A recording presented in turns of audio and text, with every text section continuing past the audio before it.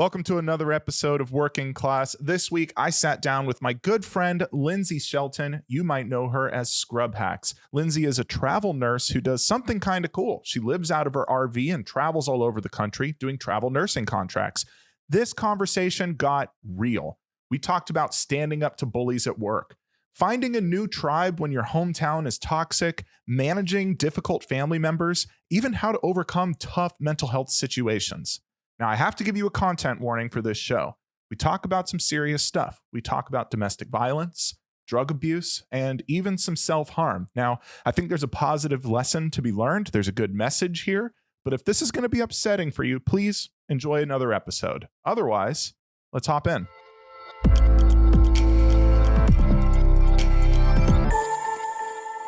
When you said you peed your pants, the latest I remember someone in my grade school peeing their pants was third grade. And I'm not going to say their name, but I will never forget that. But you know who they are. Mm-hmm. See, I tried to tell the teacher, but it was my fault. I had a bathroom break. I didn't go. Didn't need to at the time. Mm-hmm. Then I told her I need to go. She's like, pass out these papers. And I'm like, okay. Oh, no. She's like, pass out these papers. You can go. I'm like, okay. I tried to pass them out.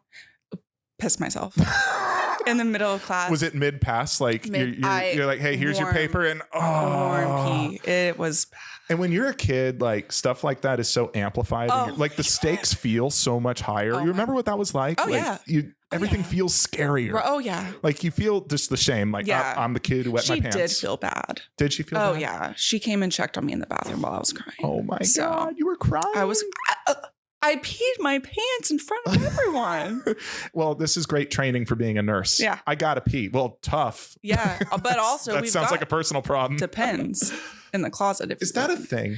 I've heard rumors about nurses doing that. I've never witnessed it, but I wouldn't put it past somebody because you do have to hold your bladder. I'm actually a pro. I could hold my bladder for 24 hours. I'm not even kidding. Jesus. I'm not even lying. Was that something that happened? Like you just always good at that? Like were you so traumatized? No, were you so traumatized from the school incident? You're like, listen, we need to lock this shit down. No. Like this can't happen again. It's just from nursing.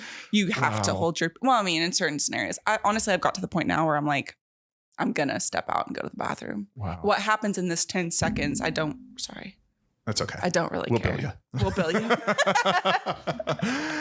Hey, Lindsey, thank you so much for coming out. I'm really happy you're here. This isn't your first time in San Diego. No, I love San Diego. No, when was the last time you were here? Oh, like a few months ago. Yeah, travel contract, right? Yeah, travel contract. Wow. And just leisure because we love San Diego. It's great. Huh? It's great. It's a hidden gem. Like people think, oh, I'm going to go to California, and they all think LA, Hollywood. And it's like, dude, forget LA. 100%. I like LA. Mm-hmm. I visit LA. Yeah. I live in San Diego. It is better LA.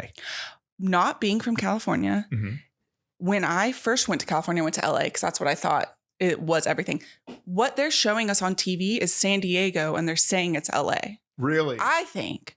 Because I like LA just fine, but it's not San Diego. And that's what I've been seeing. I've told people that it's like a less crowded, cleaner, more laid back version of LA. 100%. Like LA, you get there and there's almost this kind of clenchy energy. Oh, yeah. You know what I'm talking about? Oh, yeah. Like everyone grips their steering wheel a little tighter. White knuckles. In LA.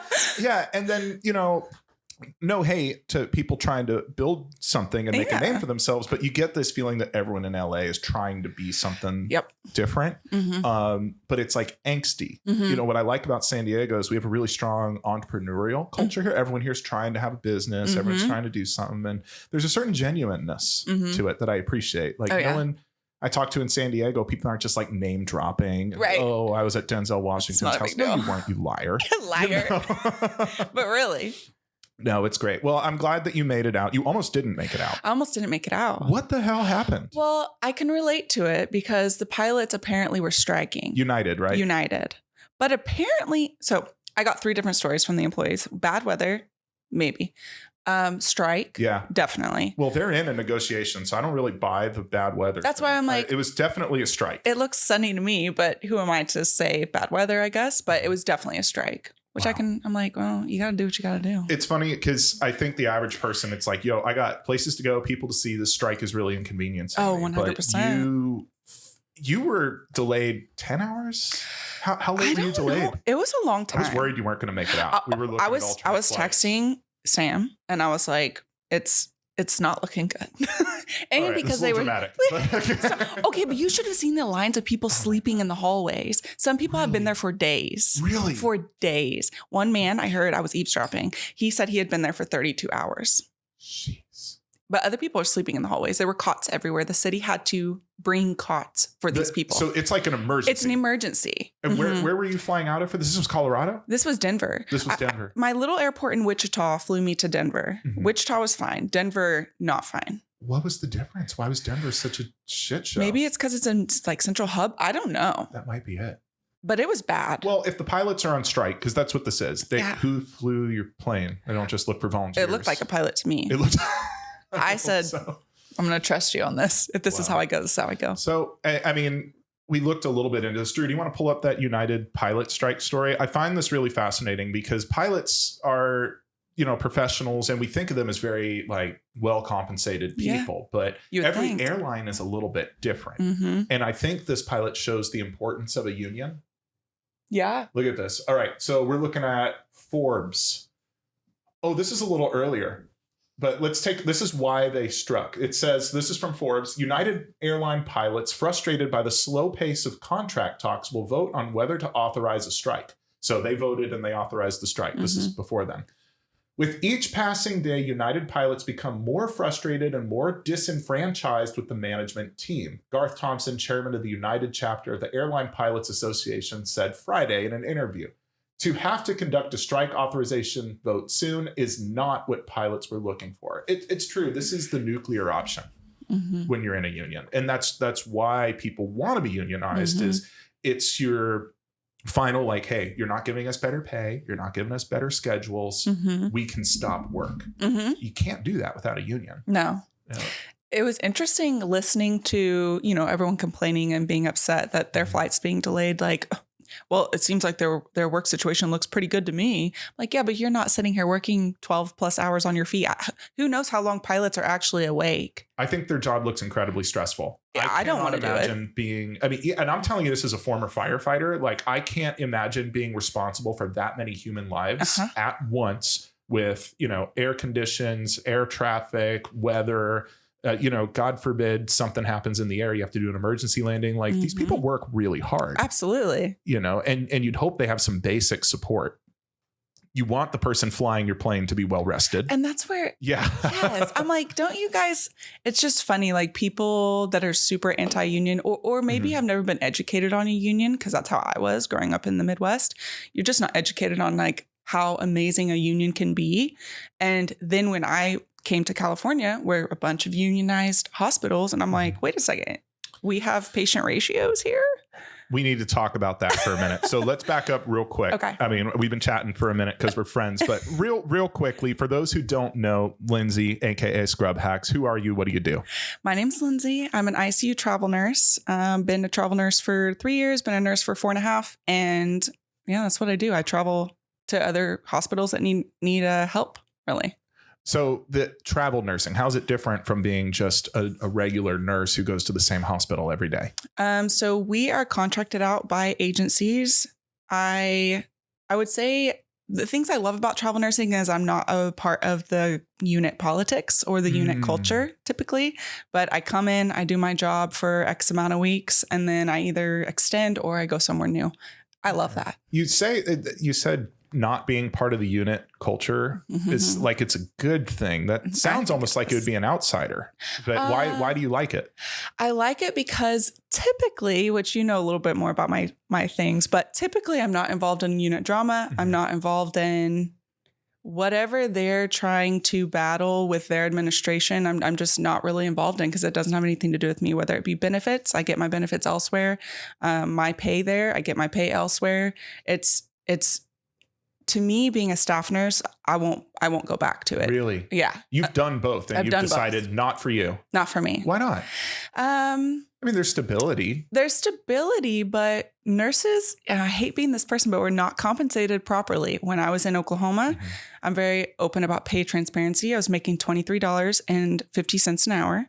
$23.50? $23.50. As an ICU level nurse? As an ICU level nurse, but I was a new grad, so you don't make that much. I mean, yeah. I mean, there's something to be said for kind of earning right. your stripes, so to speak, but also like an ICU nurse, you would think with the level of responsibility, what are the work hours for an ICU nurse? 12 hours minimum. 12 hours minimum. Mm-hmm. And do you get your lunches? Not in Oklahoma. Jeez. Not in Oklahoma. No. Why not? And I thought that was normal. Well, because there's not enough resources. It all comes down to a lack of resources, and a lack of really administration caring that if you're not going to get your lunch, they also sometimes will encourage you to not tell us, don't clock that you didn't get your lunch, because then who's going to have to pay for that? Wait a minute. I knew you would love this. They're saying clock, like make it look like you got your lunch. Tell me about this, because I don't have an Oklahoma license. I promise your hospital is safe from me. Don't worry.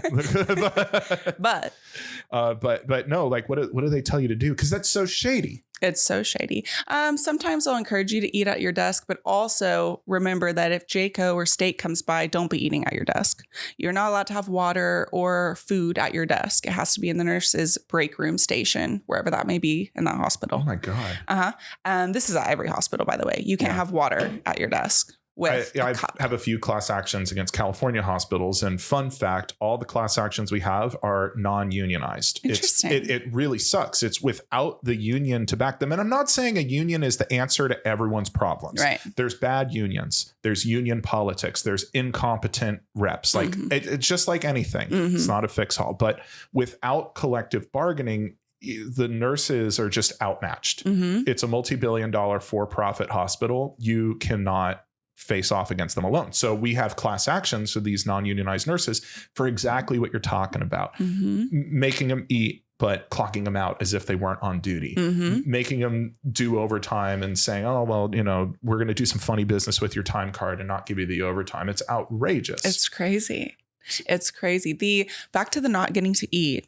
I mean, even if you don't, there were several shifts. I did not even get to eat at my desk. For a 12-hour period. For a 12-hour period. There's a thing. Each nurse has their special little snack they like from the nutrition room. Mine is graham crackers and peanut butter, because if I could not top eat. Tier. Oh That's my God. Top tier. Like, I'm glad it's there because I'm going to eat it. But if you get caught, you will get in trouble. It's the craziest thing. I don't understand that. Yeah. Like, food is fuel. These bosses, they act like eating is some kind of luxury. They act like they caught you playing, Boom Boom Beach on your phone or something. And it's not the same. It's if I was a machinist and I had machines in front of me, wouldn't I put fuel in the machine to keep them working? Like, if you can't do it for empathetic reasons, at least for logistical reasons. Right. For our patients that are not doing well, what's the first thing we look at? Well, how's their nutrition? So it's funny that we don't do the same for the people taking care of them. What's the motivation to deprive your frontline nurses like this? It's hard. I think it depends on where you're located.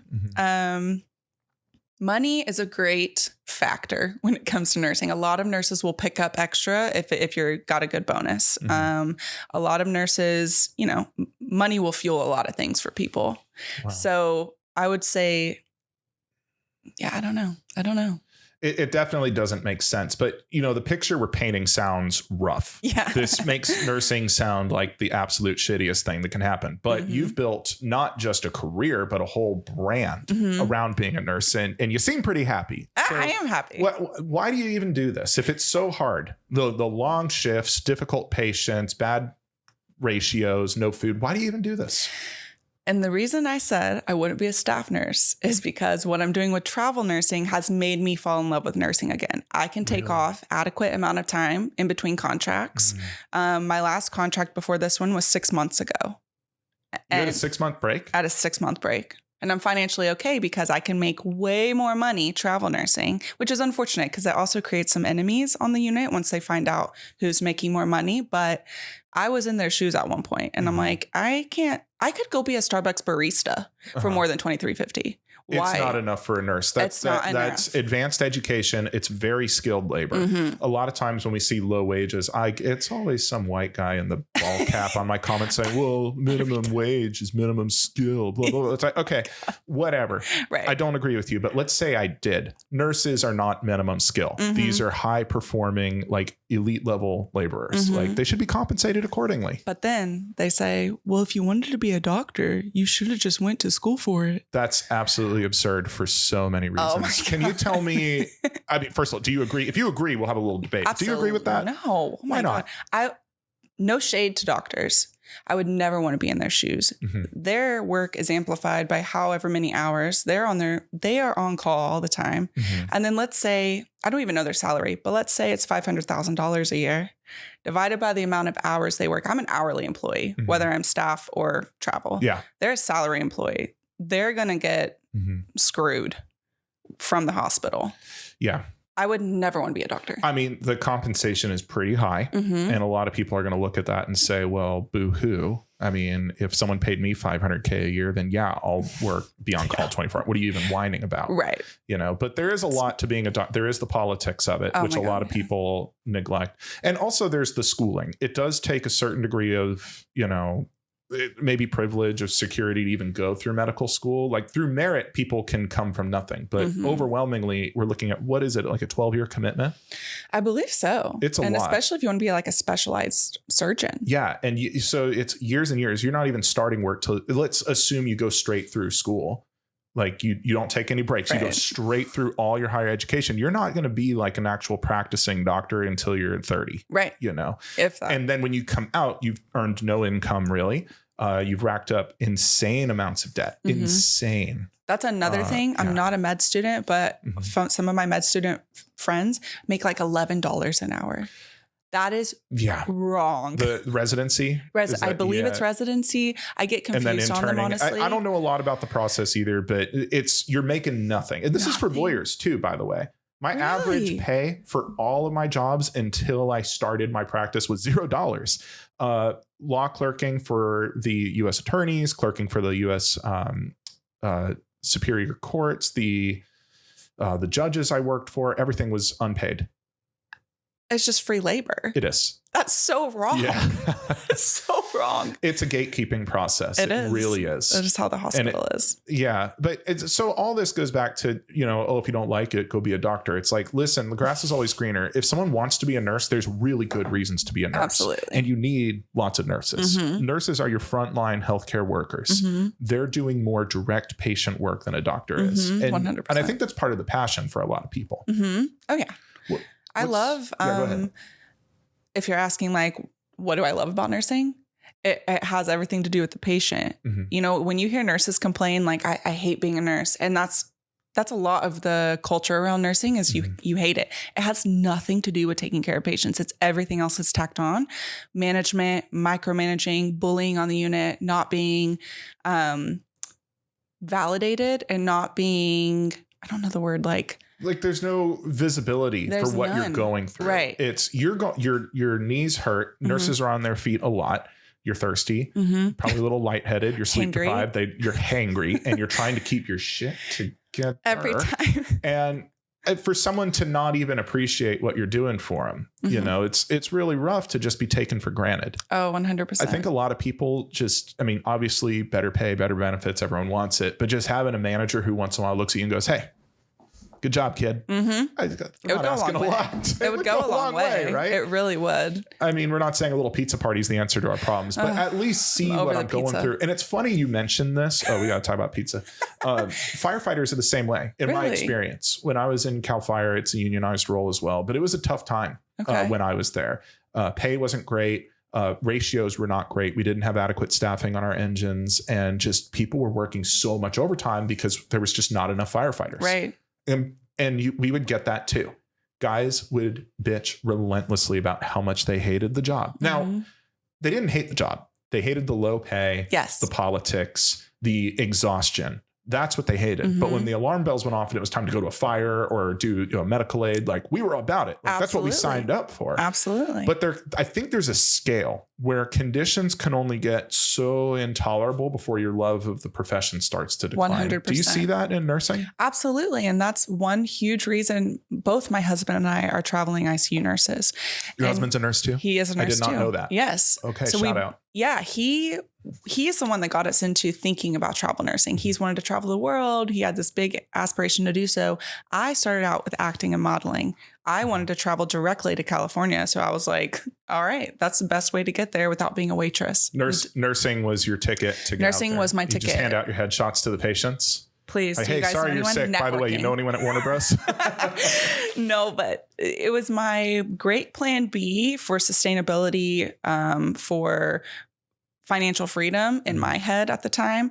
And travel nursing is the reason I came back to loving my job. I was burnt out in the first year, and a lot of nurses are going to get real irritated with me. Just 1 year. After 1 year, I was like, what did I sign up for? I'd rather go be a waitress. You kind of are a glorified waitress, but that's a whole nother topic. Being a nurse is a glorified waitress? Oh, yeah. You got to say more. Oh, you can't just go. You can't just say that and move on. You got to explain that one. It's so true because Tell me why.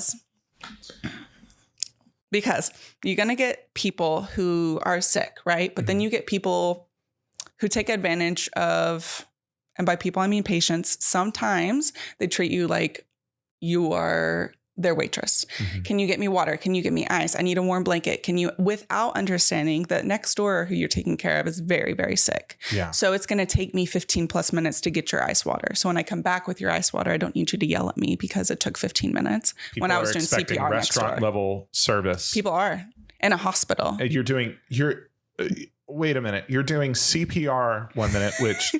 And then you're delivering ice water to the person who's like, look, you kind of faking. Yeah. Okay. Oh, 100%. Do you ever get fakers?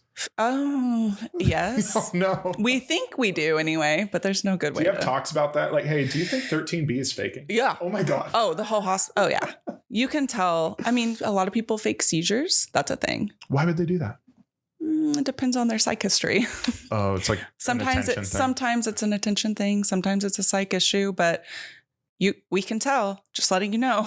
But you have to take it seriously. Like you have to, because what if? Yeah, absolutely. It's not your place as the nurse to say, I don't think that's that serious. Like you need to take your patient as you get them. That is something I'm really passionate about, by the way. When I have a patient that, sometimes we have patients that are pain seekers or seeking drugs. What is a pain seeker? So we get patients that might have addictions to medications, pain pills. Mm-hmm. Sometimes nurses will take the wrong approach to this and say their pain's a 10 out of 10, but I don't really believe them. It's not my job. I don't care if you're a pill seeker. Yeah. If you're in my care, I'm going to take what you say as your word, and I'm going to treat you appropriately. You have to do it. You have to. Because what's the alternative to that? Why would I? You're faking it. Why would I? That's none of my business. And maybe you're right, but if you are wrong, holy shit. You've got a lot worse problems. That is not good. Mm-hmm. And if they are someone who's seeking something, you can get social work involved and see if they want help with treatment. It's just never my job to say, you don't deserve this pain pill. I like what you just said, where you said, if you think someone is a pain seeker, it's not my place to say, oh, I think you're faking, or to judge them. Mm-hmm. Chemical dependencies, they've got this stigma to them, and it's people who have never experienced it or never lived close to it who 100%. Have the most judgment. They say, well, you shouldn't have started, or, oh, it's your problem. You brought it on yourself. Chemical dependency is a real thing. 100%. Or they don't look like they're in that much pain. It's brutal. So, and you mentioned, hey, my job isn't to judge this person or try to catch them or call them out. But to get them treatment. Yeah, 100%. If they want it. That's kind of an elevated way of thinking, because I think a lot of the cultural stigma is to get angry at people who have chemical dependency. Mm-hmm. So why are you more, let me help them out, instead of being angry at them? I have family that has abused drugs, and it's a sad thing to watch. I would never want... and I have issues with those family members, but if they were in the hospital, I would never want this random nurse to be the one being like, oh, I'm not withholding this pain medicine from you, because it's not your job. Your job is to advocate for them. Mm-hmm. So by advocating, you should get social work involved and see if they want to go to treatment. That's up to them at that point. What does it mean to be an advocate for your patient? It means listening instead of talking a lot of the time. And one of my favorite phrases or quotes is, you don't have to say everything you know. So if I do know they are a pain seeker, I don't got to say that. If I do think they're doing X, Y, and Z, I don't have to say any of that. Just listening to somebody will change a lot of their feelings with the hospital. A lot of people are scared of the hospital. A lot of people are scared of going to get medical treatment for various reasons. I'm very privileged in that I've never had a situation where I have to be scared of my doctor or nurse, but I understand going in that I'm going to do everything in my power to let them know they can trust me. I'm never going to call 911 on you. People a lot of times think that if they come in with drugs in their system, we're going to call the cops. Okay. It's funny you said call 911. I'm like, you're already in the hospital. Yeah. Like, is there like a super secret, like more hospital? Yeah. You meant I'm not going to tattle on you. I'm not going to tattle on you, but people think that. And it's like, we can't. That's not my job. Unless they're thinking of suicidal ideation or harming someone, then you may have to break that confidence. Well, if you are thinking of that, you're in the perfect place because we already have precautions for you if that is the thought you're having, but it doesn't involve the cops. So it's kind of interesting. Like people always think we're going to call the cops on them. Really? No, that's literally the last thing. You might though. When does a situation go towards, hey, like this is just a person who's struggling and we're here to help and we got to get law enforcement involved? If they're abusive to the patient, to the client or to the staff. Like if they become a threat to you. If they become a threat to us, I think we would call 911. But even then, we don't really get a lot of backing from that either. We have security, but if we're going to get punched in the face, we're going to get punched in the face. Have you been punched? I've not been punched in the face. I've been kicked. You've been kicked in the face? I've been kicked, hit my jaw. I've been spit on. I feel like that's worse. It is worse, probably. But they didn't get a good kick in me, so it was fine. But I've seen pregnant women get kicked in the stomach. That's pregnant nurses? Oh yeah, pregnant nurses. Oh my God. Yeah. So if we have aggressive patients, typically the men, unfortunately, on the floor, they get them. They're assigned to them, or you're not pregnant. Maybe the guy not carrying a human life. Maybe that guy. If I get kicked in the gut, worst that happens is I puke. That's the absolute worst case scenario. Yeah. Yeah. Oh my God. And, sometimes patients have psych issues going on, but sometimes they don't. Sometimes people are just assholes. And I think that's hard for people like the general public to understand is that when we get frustrated, some of my content is comedy with nursing and things like us getting kicked in the face or in the stomach. They don't have to have a psych problem to be an asshole sometimes. That's absolutely true. And it's interesting that, I come from fire. You come from nursing. Muy simpatico. Those two professions. I could not do what you did.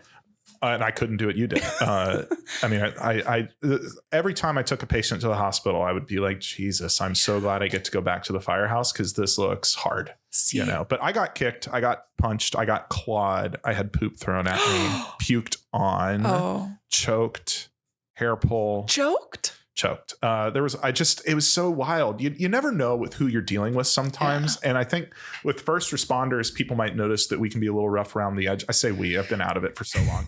They can be a little on edge around people sometimes. Cause really, I remember the time I got clawed. Yeah. I was just taking a woman's blood pressure. She seemed fine. White woman, late 60s, maybe a little heavier. She looked like she could have been my grandma, chilling. And I get the cuff and I start to take her blood pressure and she just claws me. I remember my glasses went flying and I was just caught so off guard. And she started screaming at me. She says, "You're taking my life. You're taking my life. You're killing me for your own benefit." I'll never forget that. Yeah. And I was like, holy shit. Just the way she just on a dime, like super, then bam. Like the situation escalated so fast. Yeah. And people don't appreciate that that's what first responders go through and nurses too. Yeah. But you guys, I have several family members that are first responders, but my brother-in-law is a firefighter. And just some of the stories he has, I'm like, I don't have to deal with that. Like, this is crazy. We all have things that we got to deal with. Yeah. And really the issues are similar. It's just absolutely bizarre. It is. What you get exposed to when you're in a profession where you're seeing people at their worst. That's another thing the average person doesn't appreciate. You work in customer service. You have people that are upset with your product, but that's not necessarily them at their worst. No. When someone is in a hospital, in an ICU, in an emergency room, that's sometimes the absolute worst day of their life and the worst version of themselves. It's not really their fault. No. I mean, you got hit by a truck and your spine is shattered and you're in just ungodly amounts of pain. Yeah, this is the worst version of you that you're going to give people. And as the caretaker, you have to be sensitive to that. You have to be patient.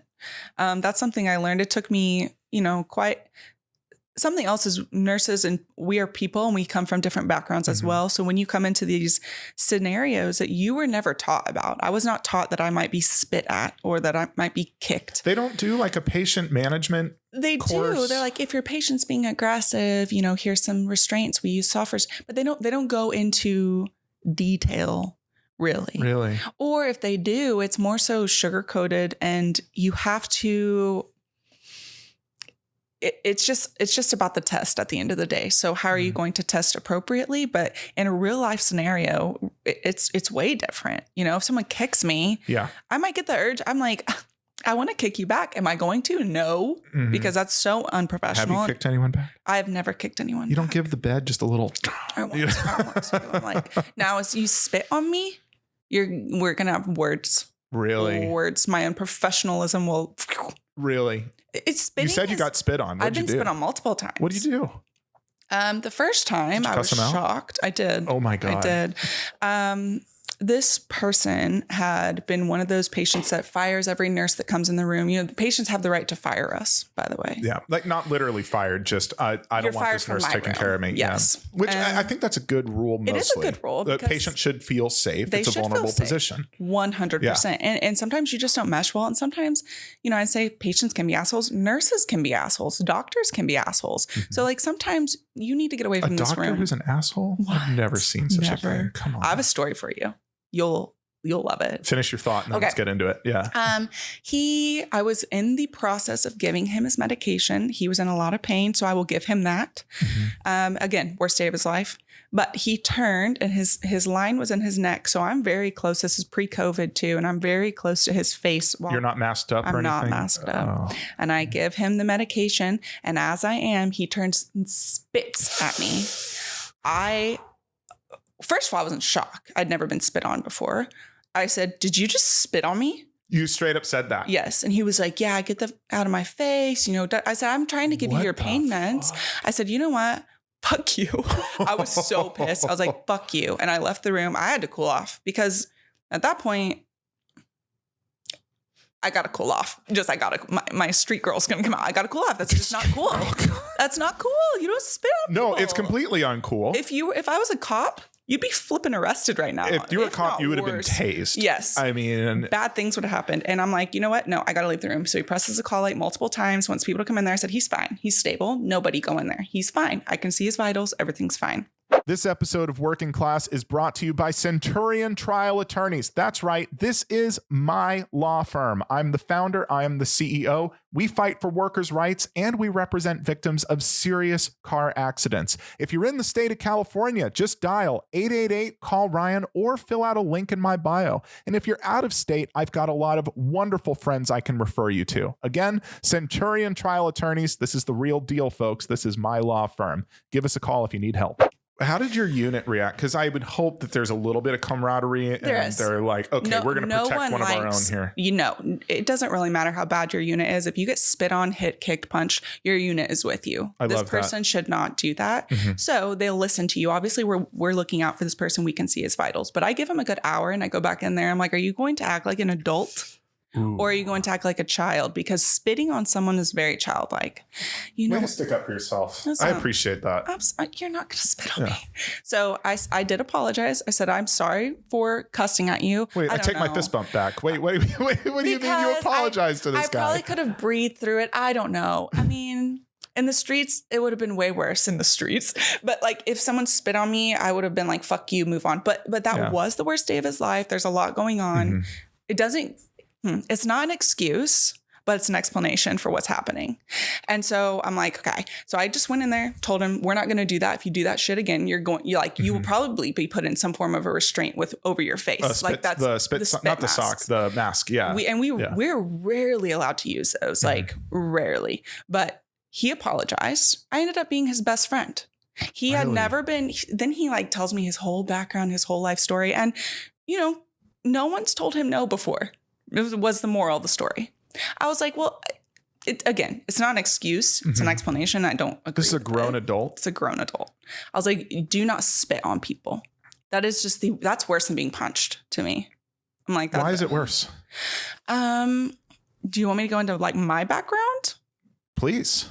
I think for me, particularly, I was spit on as a child, like a loogie. Wait, by like a parent? A parent. Or So that was like some PTSD. I was like, I'm about to I can't sock you in the face. So this is like to me, deep emotional scar. Emotional. But even if it wasn't, even if that hadn't happened, spitting is just way worse. It's so disrespectful. So disrespectful. I'd rather be punched. It's so hard to say that because then Brother Drew's going to come up and be like, all right, man, you asked for it. Here you go. Like, wait. Let me look at spit real quick. Like, that happened to you as a kid. As a child, I was a teenager, but a child. Yes. Even older. It's worse. I don't know why it feels worse when you're older. Probably because you're just even more aware of. You're super aware. What happened? I grew up with a lot of trauma, a lot of neglect, emotionally neglect. If you looked at my house, my childhood, like from a different lens, you would think I had it all. I had a car, I had a house over my head. My parents bought me my clothes I needed, but inside the house, there was a lot of screaming, a lot of dish throwing, a lot of slapping, a lot of bad things. But that was the very last straw for me, getting a loogie spit in my face at 17. I was like, you know what? I should probably leave. This probably isn't going to work any further. Wow. Yeah. Wow. Sorry, that's deep. I don't know if you wanted that. it's a story that a lot of people go through.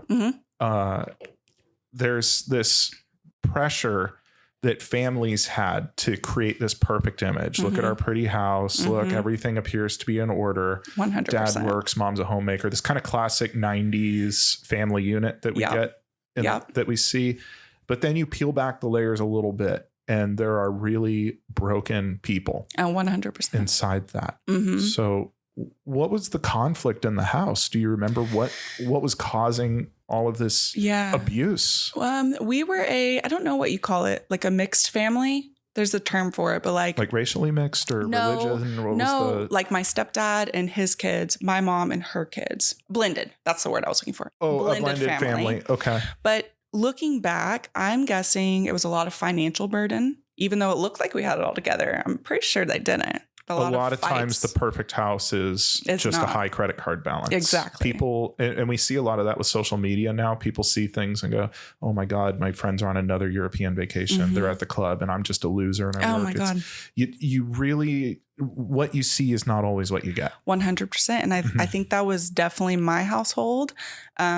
At least amongst my parents fighting a lot, was financial stress. And that's like the number one reason for divorce is financial. You really think financial stress? Why would they target that aggression towards you?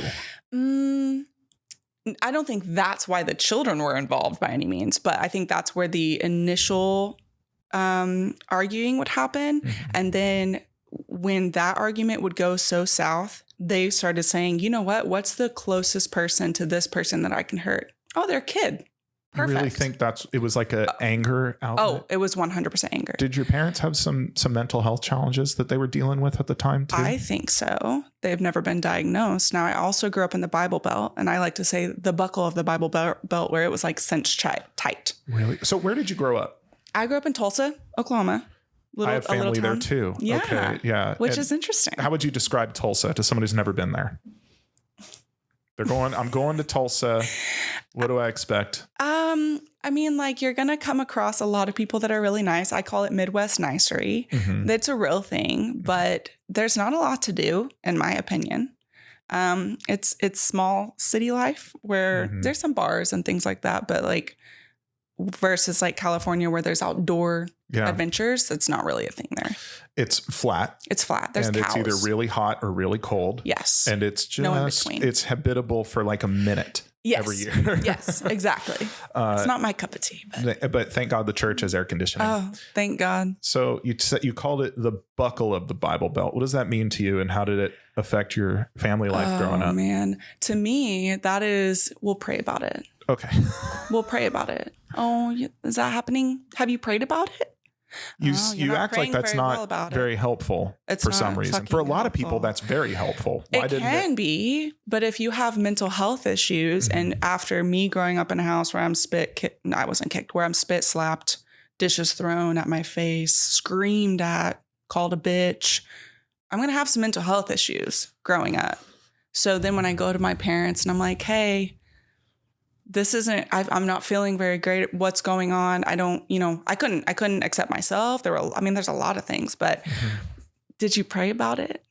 That really, I was like, as an adult now, I'm like, how is praying about it going to fix it? I have a thought,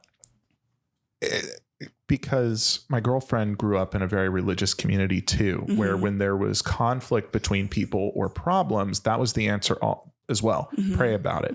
Let's pray about it.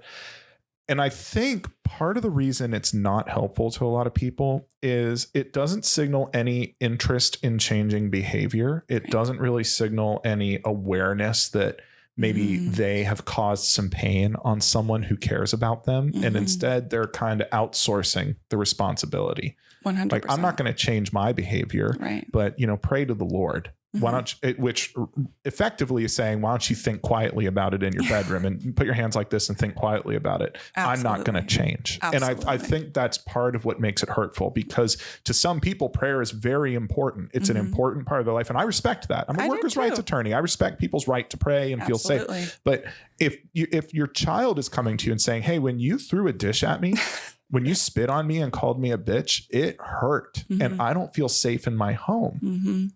And the answer to that is, well, pray about it. That's basically someone saying, I'm not changing. Or, we don't really need to talk about that. That's sweeping it under the rug. We don't need to talk about it. Not at the dinner table, not in polite company. Yeah. Well, not right now. The refusal to address a problem is inviting it to fester. Oh, yeah. And that's why I talk about this stuff on my platform. I like to let other people know, not for a pity party, but just to let you know, if you grew up in a similar, it doesn't even have to be abusive, but if you grew up in any form of, and you had rejection of some way, shape, or form, you're not alone. That stuff's very normal, and that's pretty sad. It is normal. And we've painted it as abnormal for so long. The idea of broken homes, broken people, tension, growing distant from family members, even in real conflict. We act like it's this taboo, horrible thing. And the more people I talk to, the more common it is. Being a human being is a messy experience. Absolutely. It is messy being a human being. Are you in touch with your parents now, or where's the relationship? So I do speak to my mom. I will tolerate being around my stepdad. But there's never been a conversation. Yikes. It's surface level. Wow. Even for my mom, because she was there. She witnessed it all. She's not a dumb woman. So I also think, I don't know if this will make sense, but I think people are so scared of being alone. And I think that's where she was at that time. She'd been divorced many times, remarried. And I bet she was like, I don't want to fucking do this again.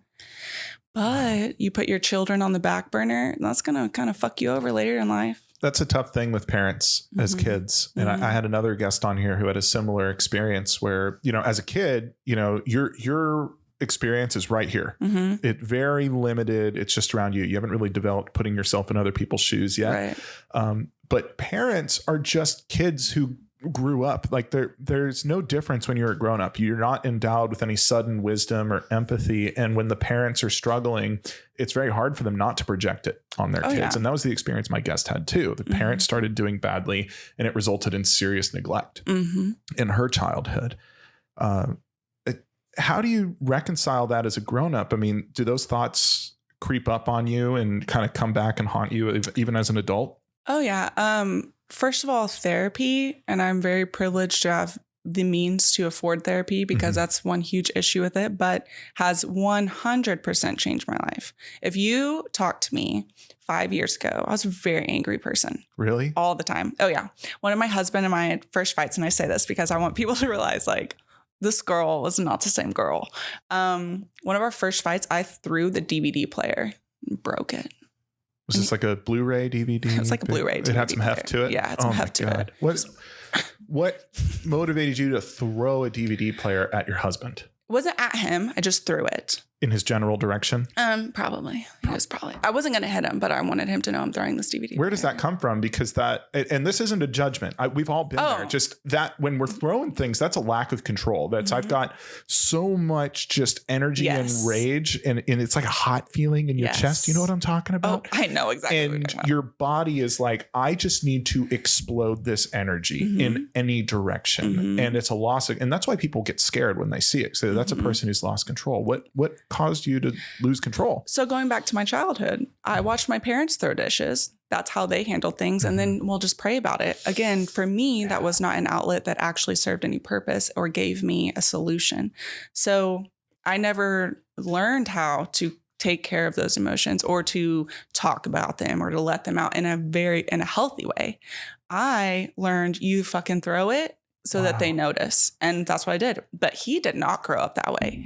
Sorry, I keep hitting that. Again, we'll bill you. It's fine. Don't worry about it. He did not grow up that way. He grew up where his parents would sit down and have a conversation with each other. We grew up very differently. That is so crazy. The difference between we don't talk about it, pray about it, let me throw some dishes, and are we having feelings today?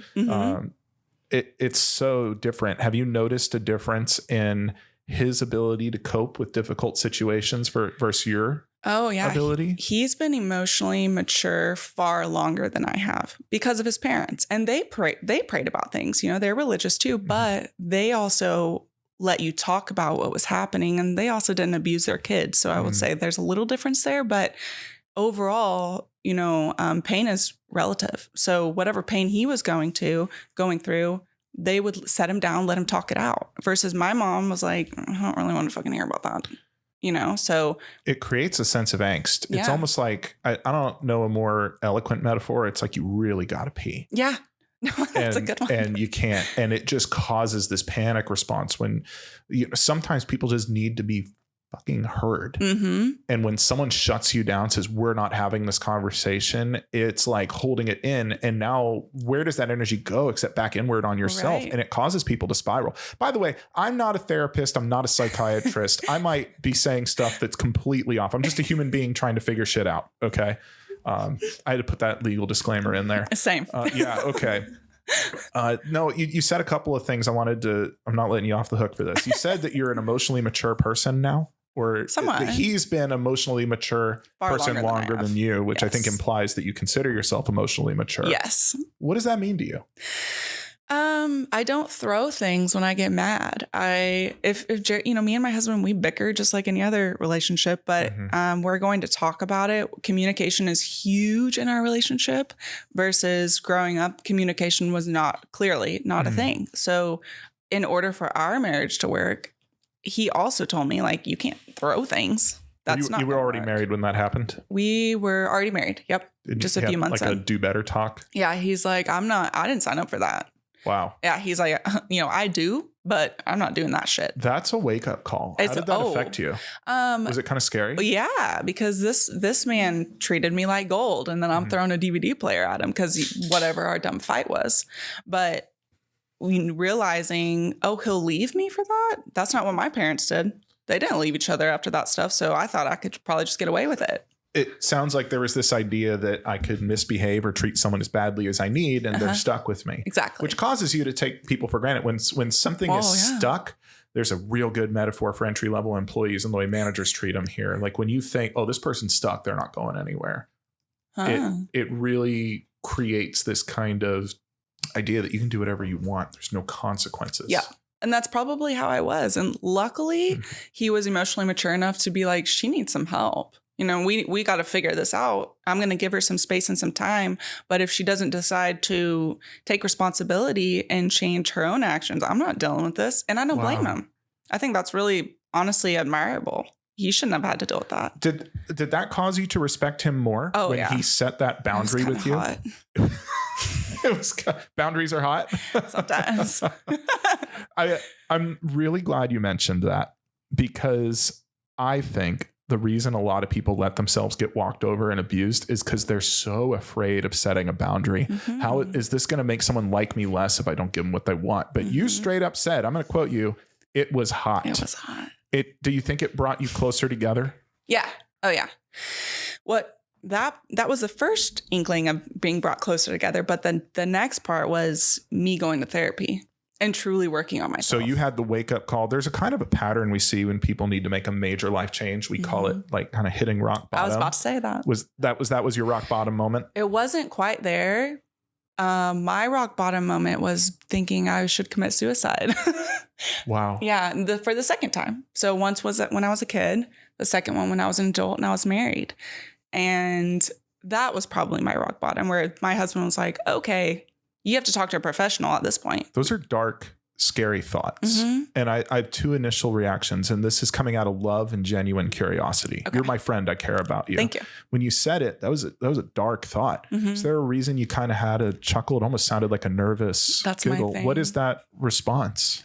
It's a coping mechanism. They call it something. Is it self-deprivation? Deprecating humor. Yeah. Humor. I see where you're coming from. Just having, it's not okay, but it's the way I do it. Well, no, I see, like in the fire service, we had the same thing. Like someone would say something and be like, hey, I'm not doing well. I guess I'm just a bitch. Right. Yeah. Like, because they feel themselves going into this dark place, and it's almost like a little buoy. You're like, wait, let me keep it light. Yeah. I'm saying something serious that I know makes other people uncomfortable. Mm-hmm. So my little mechanism is let me kind of chuckle about it. Yeah. Am I off? Was that kind of? No, you're not off. This is what my therapist tells me to stop doing. This is a safe place. This is a safe place. She would really like that we're having this conversation right now. Miss Sheila. Miss Sheila? Miss Sheila. And did you go with the same therapist for a long time? Mm-hmm. 3 years, yeah. All right.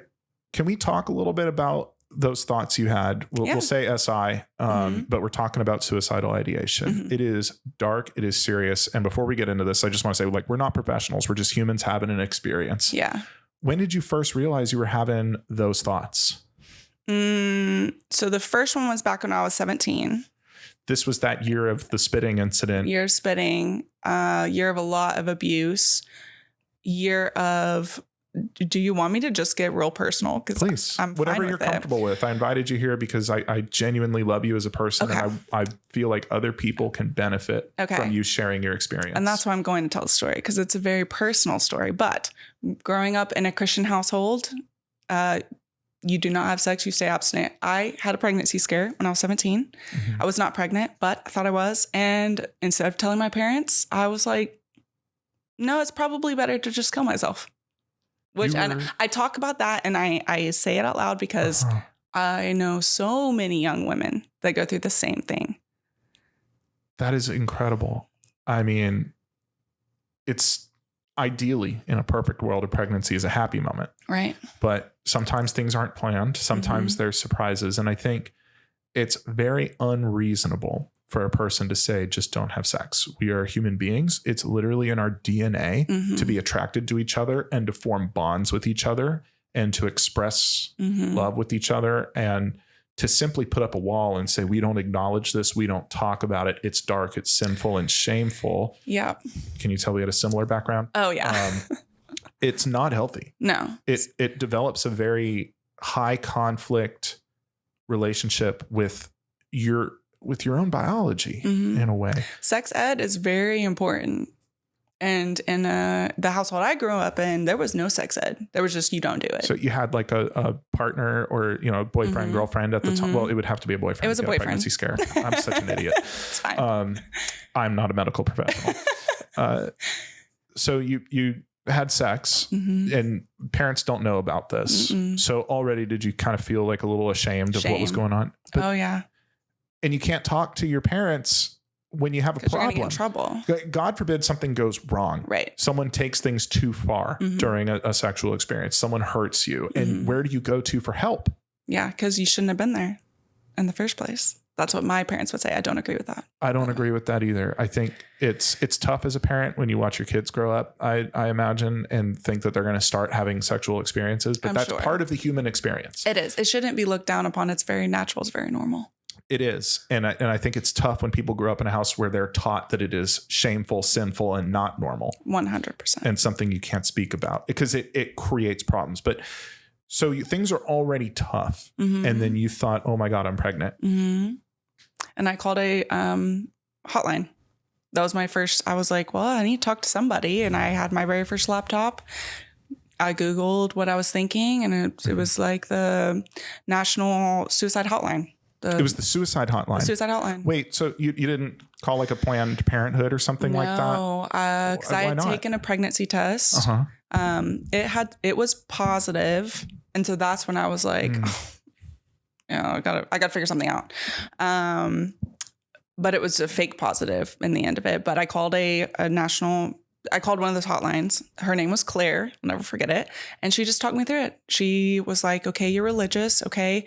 I even felt shame calling her because I remember it was like 2 a.m. and I could tell she had just woken up. And I was like, never mind. It's okay. Never mind. You didn't want to be a bother. I don't want to be a bother. The person whose job it is to. And she was like, no, sweetie, no. And she talked me through it. And I was like, okay. She said, the first thing you're going to do is, first of all, go get another pregnancy test. You're going to make sure.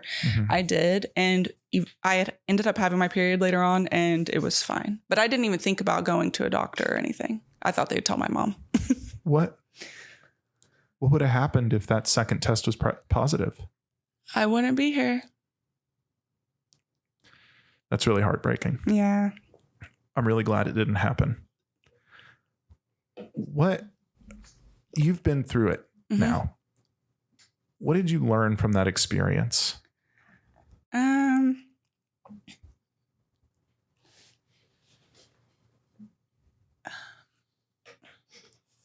Sorry. Sorry. It's okay. It's okay. That life goes on, and what you're growing up in is not necessarily what the world is. What does that mean? I grew up in a bubble, I like to say, and looking back, it was such a small. No, not everyone believes the way I was raised, but I thought everyone believes the way I was raised. You don't have sex. No one's having sex right now. Sorry. Ooh. You don't, like, you can get past it. And I don't really know how to explain it, but overall, I really thought everyone was just like me. And growing up, being an adult, seeing other states, how other people are raised, how they live, it tells me that my little bubble was just like a little bubble. It just needed to be popped. I needed somebody else to tell me I was okay. I needed somebody else to tell me that that they were doing the same thing that I was doing. And so that's why I talk about it.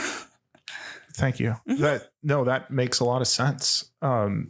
It feels almost like, if I'm hearing you right, it must have felt like you found out you were pregnant. It's this ultimate taboo thing. You can't talk to a parent. You can't talk to an authority figure, and you're terrified of what your community is going to think. Yes.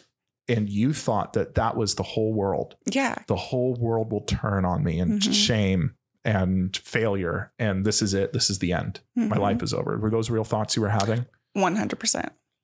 And you compared it to having a bubble popped and realizing that, no, there's other people out there who look at this with compassion and love and understanding. What popped the bubble for you? My husband. Can we talk about how you met? Was he the one the pregnancy scare was with? No, he was not. No. I met him in college. The short version, it's a cute story really, but the short version is I met him in college. The long story is I was trying to get away from this boyfriend. I had been dating him for years, and he was also abusive, not a great guy, because that's a cycle. Wait, how did you end up in an abusive relationship after an abusive household? It's actually very common from what my therapist tells me. You are attracted to what you know, and he was raised the same way. I don't fault him. He was raised in a pretty chaotic household as well. So we just kind of went together. That's what we knew. Is that what bonded you initially? Kind of trauma bonding. Trauma. For those who don't know, what is trauma bonding? As far as I understand, it is when you bond with somebody over traumatic events that you both have been through. They're not typically okay. And trauma bonding is not healthy. It is not healthy. It's not healthy. It's crazy because it's almost like you're floating in an open sea. Yes. And suddenly you found a person to cling on to. Yes. And as you're clinging on each other, you're actually keeping each other stuck, or even worse, holding each other down. Yes. You can have shared traumas and you should talk about them, but to bond on that and to keep going back to this familiar place keeps you stuck. Oh, 100%. It keeps you stuck. But your husband helped you break that cycle. How? He didn't really know, but 2 weeks before school, before my semester college. Where'd you go to college? My semester college, OSU.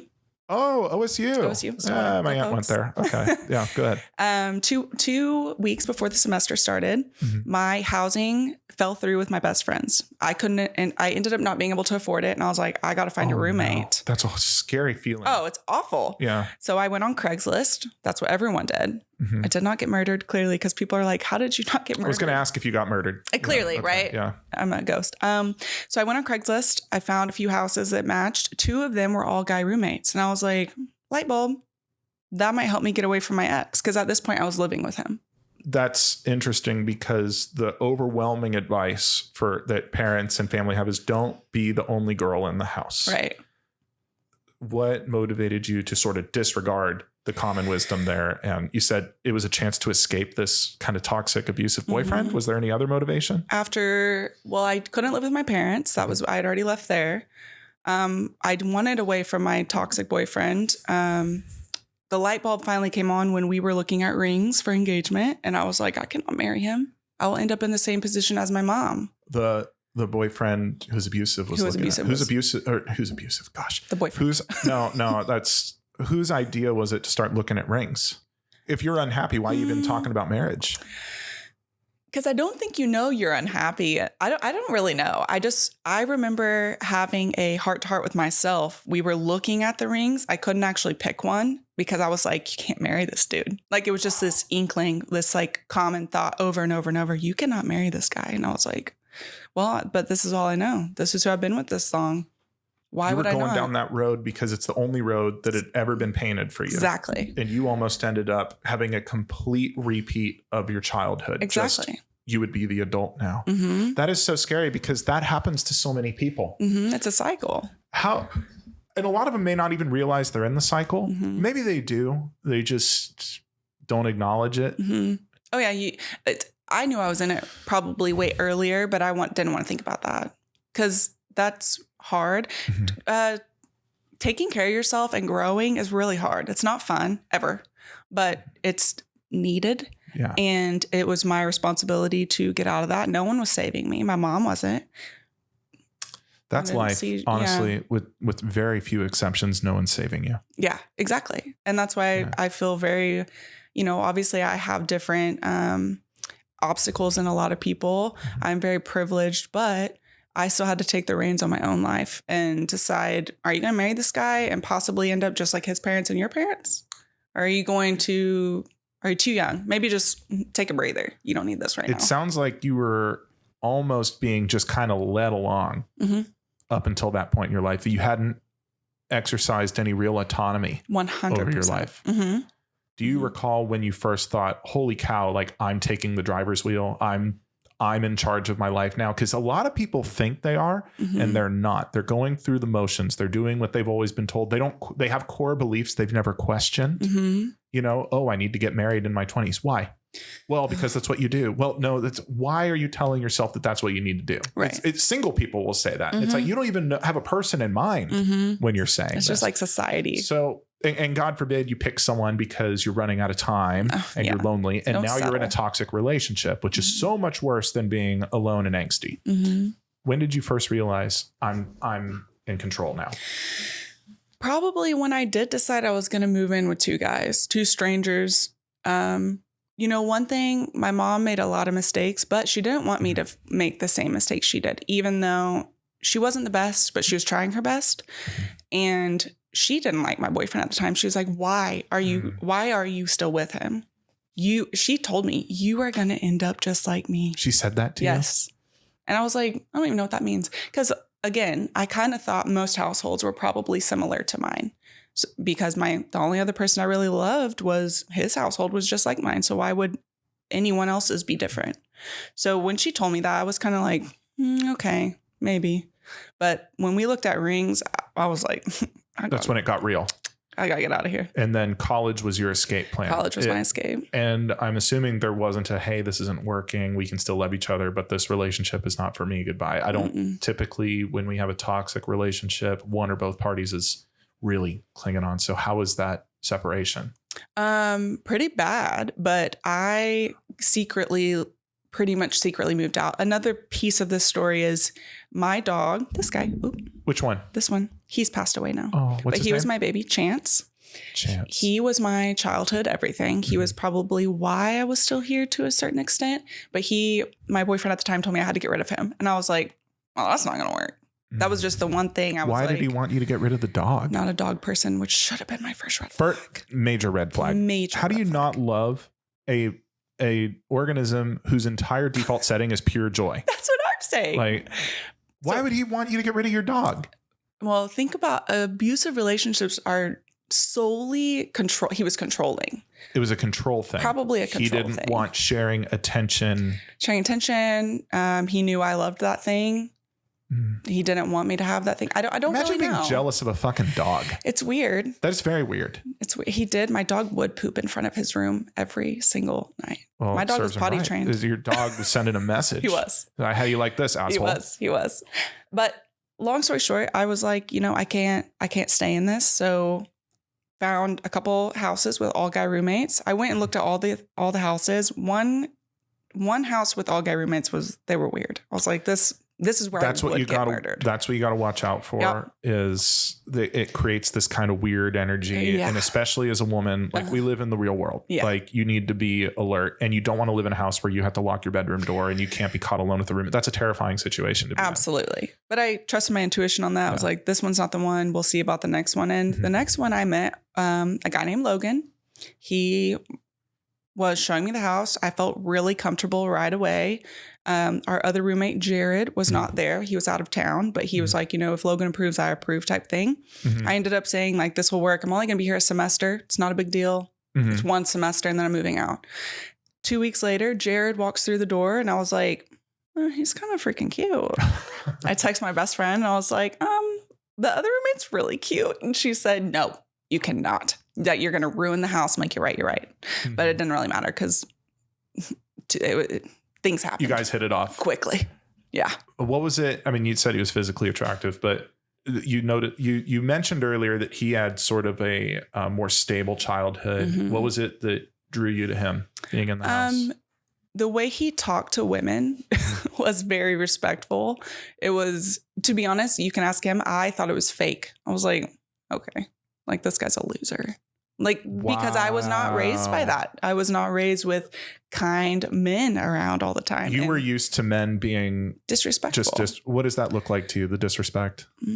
Calling you names, disregarding your feelings, pretending that, looking back, you're an object and not a person. Very disrespectful. That is, and you're saying that this guy stood out to you. This guy, your husband, stood out to you. This guy, sorry, I didn't mean to not to be so dismissive. This person, this human being, your husband, love him to death. Just basic decency. Because truly being nice is not necessarily something to be proud of. That's minimum expectation. It should be. You don't call people names. No. You don't objectify people. You don't. You could think someone's hot. Right. We're human beings. Right. Like, oh wow, that person's pretty cute. That's not objectifying someone. It's something else, and you know it when it's happening to you. Just being decent. Yeah. And like me being a grown woman now, I'm like, that's the bare fucking minimum. I would not take what I used to take. If my husband stepped out of line tomorrow and started treating me bad, I'm not afraid to listen. You will not treat me like that. And I won't treat you like that. There's a lot of people, men and women and people in between, who need to hear that. That's not a gendered issue. All people experience that kind of abuse, that lack of self-esteem, that lack of autonomy. What are some of the key things that you think helped you become the scrub hack superstar I'm looking at now versus the person who was just kind of stuck in these relationships? What are the big differences? Self-awareness is number one. You have to realize that there's a problem and that you don't have to continue with whatever issue you're having. self-awareness is hard. It's really hard because you got to look yourself in the mirror and be like, you're kind of fucking up. This isn't going how you thought it was. Wow. That's the first step. Also, therapy I say it all the time, therapy has changed my life. She helped me with realizing that I have self-worth, that I should be respected, that I don't have to deal with the things I dealt with before. And I know that therapy is not accessible to everybody, but there are tons of people that do free TikToks, that tell me the same things I'm paying for in my sessions. Well, your TikToks and Instagrams are really helpful too. Thanks. Not just the nursing stuff you do, and some of your stuff's hilarious. Thank you. You do a lot of funny things. And by the way, it's at Scrub Hacks on Instagram. Absolutely. Please follow Lindsey, especially if you're in healthcare. But even if you're not, there's just good life advice in there. And it's fun. Yeah. You're having fun with it. I want to talk about that. But before we move on, how old are you now? 30. You're 30. Does 30 look like how you thought it was going to look? No, I thought 30 would be awful. Why? Because I feel like society is like, in your 20s, you got to have it all together. You better have that nice car, house, all the things. But your 20s are for discovery, and however that may be for you. For me, it was discovery of myself. For someone else, it might be discovery of what they want to do with their life. I mean, me with nursing, I bounced around 4 other majors 7 years until I decided nursing. You never set out to be a nurse? Absolutely not. You wanted to be a model? I wanted to be a model. When did you decide, I want to be a model, I'm going to be an actress? And you're on Working Class with Attorney Ryan. This is big leagues. This is great. Congratulations. Glad I could be here. I started all that when I was 14. Really? So, what was that environment like? It's not for a child. I will say that. I'm sure that there are great agencies and great people out there, but my experience was very how you look. It's very driven by how you look. And at the time I wanted high fashion modeling, then we're called hangers. What's a hanger? A hanger is a person that walks the clothes down the runway, but you're as tiny as you can possibly be. I can't think of a more disrespectful word for someone than to say you are a literal twisted piece of wire that we use to show clothes off. You see that and you don't think, wow, fuck this. No. You still wanted it? Oh my God. Well, yeah, because it all makes sense, with how I grew up. If I was never validated by my parents of being enough, I was like, this will be it. Modeling, they're telling me I'm pretty. They're telling me I'm all these things. Was there a part of you that thought this would be validation? You just really wanted people to say, and again, as your friend, utmost respect, you wanted people to tell you were pretty. Yeah, I didn't know that at the time. But yes, that's I was wanting that for so long that I did all the things that modeling that you have to do to get into the industry, which is starve yourself. And I'm not saying that every time. And nowadays it's much different and they're being much more accepting of normal bodies, which is great. I think the culture has changed a bit. It's changed. And I think there's this also realization that it's like, if you're trying to sell clothes to the average audience member, and the average audience member is not 90 pounds, that's not even healthy. No. And and if your goal is, look at how sexy and beautiful this person, healthy is sexy. Yes. Totally agree. But when you're 14, your brain is not thinking that way. No. So you've only been conscious for 5 years. Exactly. Really. At 14. Exactly. Yeah. Wow. Do you still do the modeling or anything? I'm not like signed that? with an agency anymore, but I want my platform to take off to where I can kind of make my own rules. It seems modeling. You've already kind of reached your own brand of show business. Yeah. I'm a model in a different way. Reels and Instagram. Yes. So talk about your platform. I love your content. Thank you. It's one of the things we bonded over. What is Scrub Hacks? Why do you do it? I do it because it gives me an outlet. It gives other healthcare workers an outlet for comedy, to laugh, or to even just feel like, no, wait, that same thing happened to me at work yesterday. I thought it was only me. I'm big on you're not alone in whatever thing you're thinking about, work, life, anything. You're not alone. And that is exactly why I make my content the way I do. It might upset some people sometimes, but I feel like anything you do is going to upset somebody at some point. Oh, yeah. You could take a picture of the beach and someone's going to be really upset. It's not the mountain. It's fake. Yeah. It's a fake beach. Right. It's just silly. Dude, I get it too. We got the cameras and the lights and the mic, so I figure, hey, may as well make my reels in here instead of the fuzzy just holding my phone. And the number one comment I get, it's a fake podcast. People are so annoying. It's like, I got a camera, I'm using the mic. Do you still read your comments? I don't. I do. I wish I couldn't. The reason I do is I get a lot of really racist, aggressive, sexist. Like I get the absolute it's like any action has an equal opposite reaction. I'm trying to say, look, you have rights. These are codified. These are things you're entitled to. You should be paid for all hours worked. Your boss shouldn't grope you and get away with it. If you report an unsafe condition, you can't lose your job over it. And I'm trying to teach people this stuff because they don't teach you this stuff. No. And then it causes people to have miserable lives. If you have a miserable job, you're going to have a miserable life. There's just no way to separate it.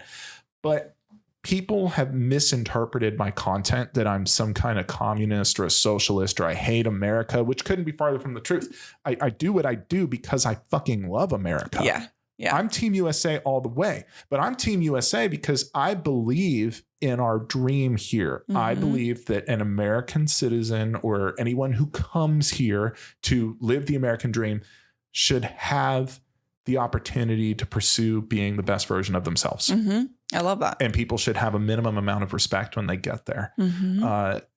It's not that crazy, but I get such hostility from people that, yes, I read the comments and I can't catch them all. But when I see someone being extremely hostile to my followers, I try to block them. Yeah.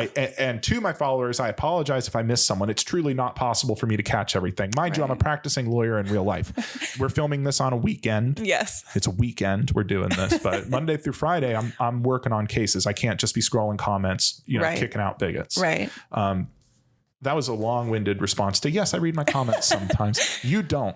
I guess I don't my comments are not the same. So I'll read the first few and respond because I genuinely like engaging with people. I think that's the coolest thing about social media is I can be talking to you and you're across the world. I love that I do want to say I do love engaging with positivity from followers. It is nice. It is nice. It's real. It reminds you that there's people out there that are rooting for you that don't know you. Yeah. That's so cool. Oh, and my absolute favorite comments I see is, someone will be like, I had a problem at work and I brought this up and I used your template or I talked to my boss. I use some of the tricks you told me and my life is better. That makes me so happy. That's why I would do this because we're trying to help. You educate though so many people. I mean, you educated me like a ton about just my workers' rights, really. Like people don't realize that we have those and that it's fairly simple, but it is. People like to make it, I would say society almost, or like, I don't know if it's society, government, but they like to make it feel like we don't have those rights. But America, but you don't have those rights. But you do. Yeah. They're there. It's weird the how somehow it became patriotic to accept shitty work conditions. Yeah. My experience on the Dr. Phil show was bizarre. Yeah. I had a great time. I loved it. I think that's so cool. Thank you. No, it was fun. Phil, Dr. P, he came out hot right in the beginning. It was clear he was not really on board with what I was trying to say, and that's fine. Difference of opinion. But the CEO they had me debating, he was convinced that the message I'm spreading was somehow going to make China take over America. Like that's quite a leap. And he's like, oh, if you're not going to work hard, the Chinese are going to take over. And it's like, okay, like, hold on. No one's saying don't work hard. Right. I'm telling people work hard every day. Yeah. But also you don't have to take abuse. No. Getting sexually harassed by your boss and shutting up about it is not going to help anybody. That doesn't help anybody. No. Working for free, if you're going to sacrifice 70 hours a week of your life, because frankly, that's what it takes to survive in the modern economy. It's tough out there. I'm trying to help people get out of barely surviving. Yeah. And part of it starts with asserting your rights at work, and part of it finds other ways to make money. In my opinion, the way we make America the greatest country in the world, because it's not right now. Right. I want it to be. Saying that it's not doesn't mean I hate it. I love this country. I want it to be the best in the world. And the way we do that is we start at the base. We start with the people trying to work their way up from entry level. We give people opportunity. We make sure people aren't starving in the streets. We make sure that people who have chemical dependencies have resources to get some help. Because when people are stuck in survival mode, they don't work together. They turn on each other like people drowning in a pool. You want a strong America? You want a strong society? Get people out of survival mode. Yeah. And this rah bullshit, suck it up, no bootstraps, no handouts. It is bullshit mentality, and it holds everyone back. It is this lone wolf mindset that makes no sense. Teams win. And God forbid anything happens with China. I hope it doesn't. We need to be a team. Absolutely. And it's my fundamental belief that we'd kick their ass if something had to happen. And I hope it never does. Absolutely. But to have some CEO come to me and say, oh, you're a threat to national security. The Chinese are going to take over the world because you're telling people to their rights. Yeah. And it was about quiet quitting. And I'm not saying quiet quit on your dreams. I want you to achieve your dreams. But how the hell are we going to be a great economic, industrial, cultural power? How are we going to have any positive influence in the world if our own people aren't surviving? Right. I mean, and unfortunately in that show, I didn't feel particularly heard. Yeah. I think they even put it in the highlight reel. They had me getting all pissed off. And I was like, what we're saying, what you're hearing are different things, right. bro. People don't want to listen though. It's tough. That's a lot of my motivation for what I'm trying to do, because I am a practicing attorney. And a lot of my content is essentially a billboard for my law office. People just like, hey, if you like the information, if you need help, we're here for you. But I can only help a very tiny fraction of people. Yeah. My real motivation over time has been, I see so much abusive work conditions. And some of my staff are here and they see some of the cases that we see. You and I talked, actually. Are you comfortable sharing that story? I'm totally comfortable. Now that I've got you here. Yeah. You got me where you want me. Yeah. No, it's funny. Do you want to tell people how you and I actually met? Sure. Go ahead. Well, long story short, I was working at a hospital in California there was a lot of bullying and just bullying on the unit. And side note real quick, there's someone else on TikTok that talks a lot about workplace bullying and how it's not illegal to be a bully, but it's not the word bully. There's like other things happening that I find that are probably illegal. Like discrimination, not against me, but what I'm seeing. Anyway, I had a contract that I got fired from because I posted a TikTok about workplace bullying.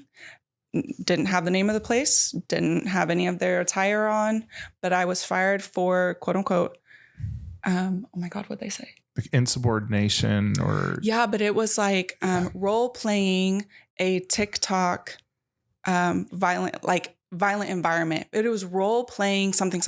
That is the gaslightiest thing I've ever heard. Like, first of all, I didn't role play shit. It was real.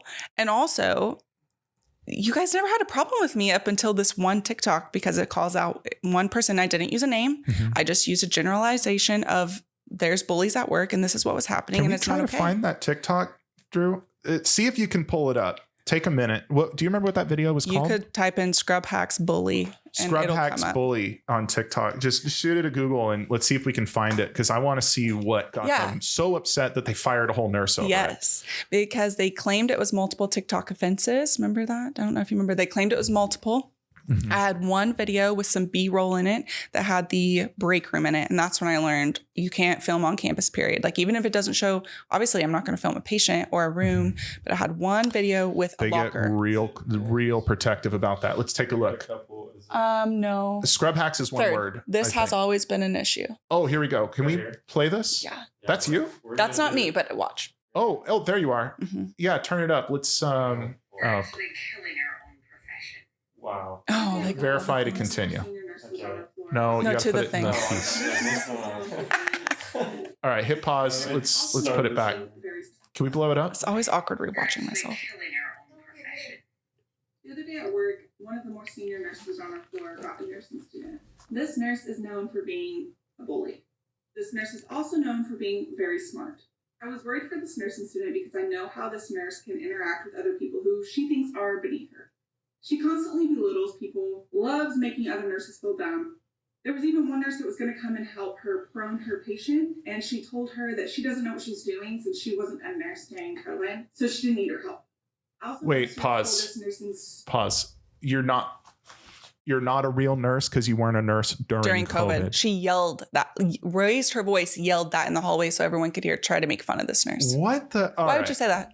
What? Why would you even say that? Because you weren't a nurse during COVID? That is a deeply insecure person. Yeah. We can pop it back. So this is what caused the controversy. You were calling out specific behaviors. Yes. But before this ever happened, one of my first days on the unit,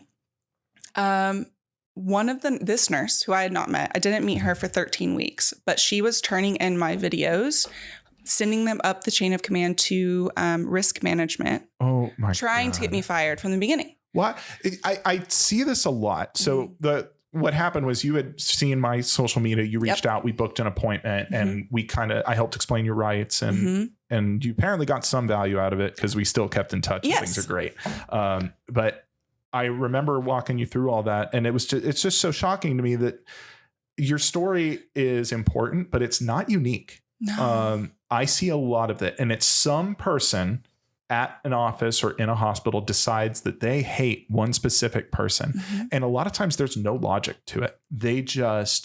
It could be because you're tall, because they saw your work performance and got jealous, or maybe they don't like new people. We don't know what their motivation is, but they spend more time coming after you than actually working. That was my whole issue. I was like, and nurses talk on the unit. If you do something, I'm going to know who turned in my video. And it was this one nurse, the same girl I'm talking about. I had not even met her.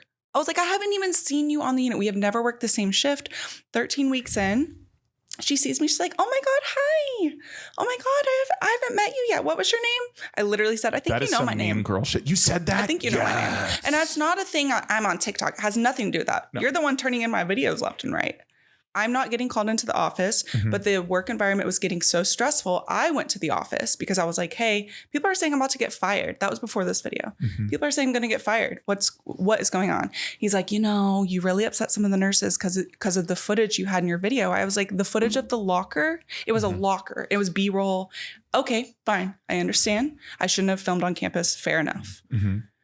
What now? Because there's nothing else that says I'm here at this hospital.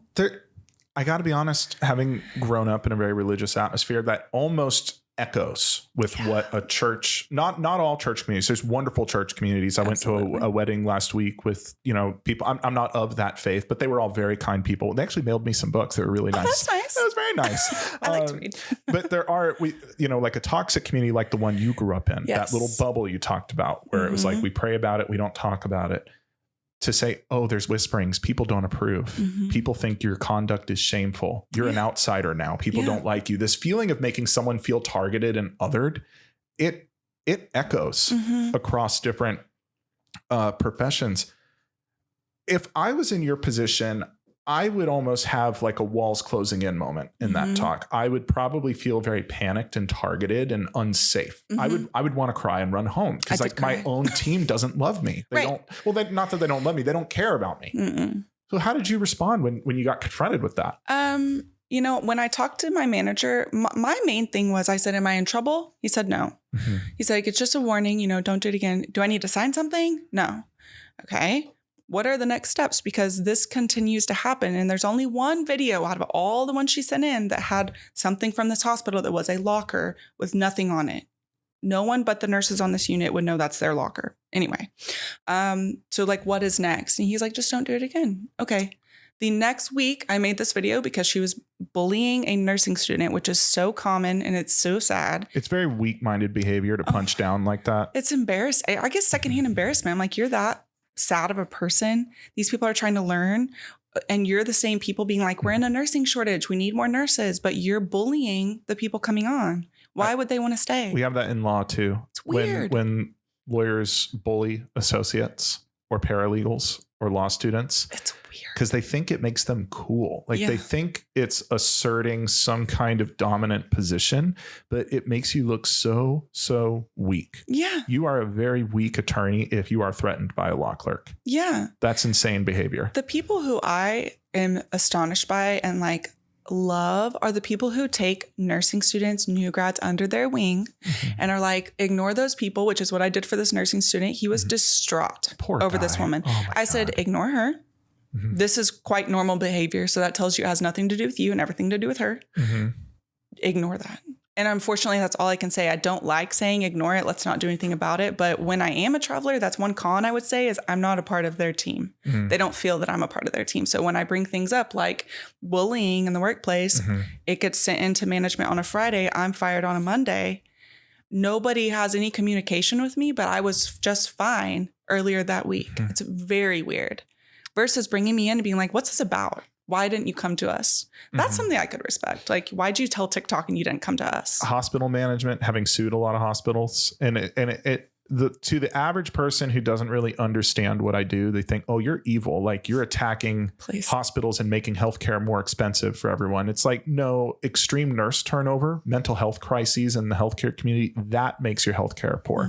I'm simply saying because the hospitals will not follow the law.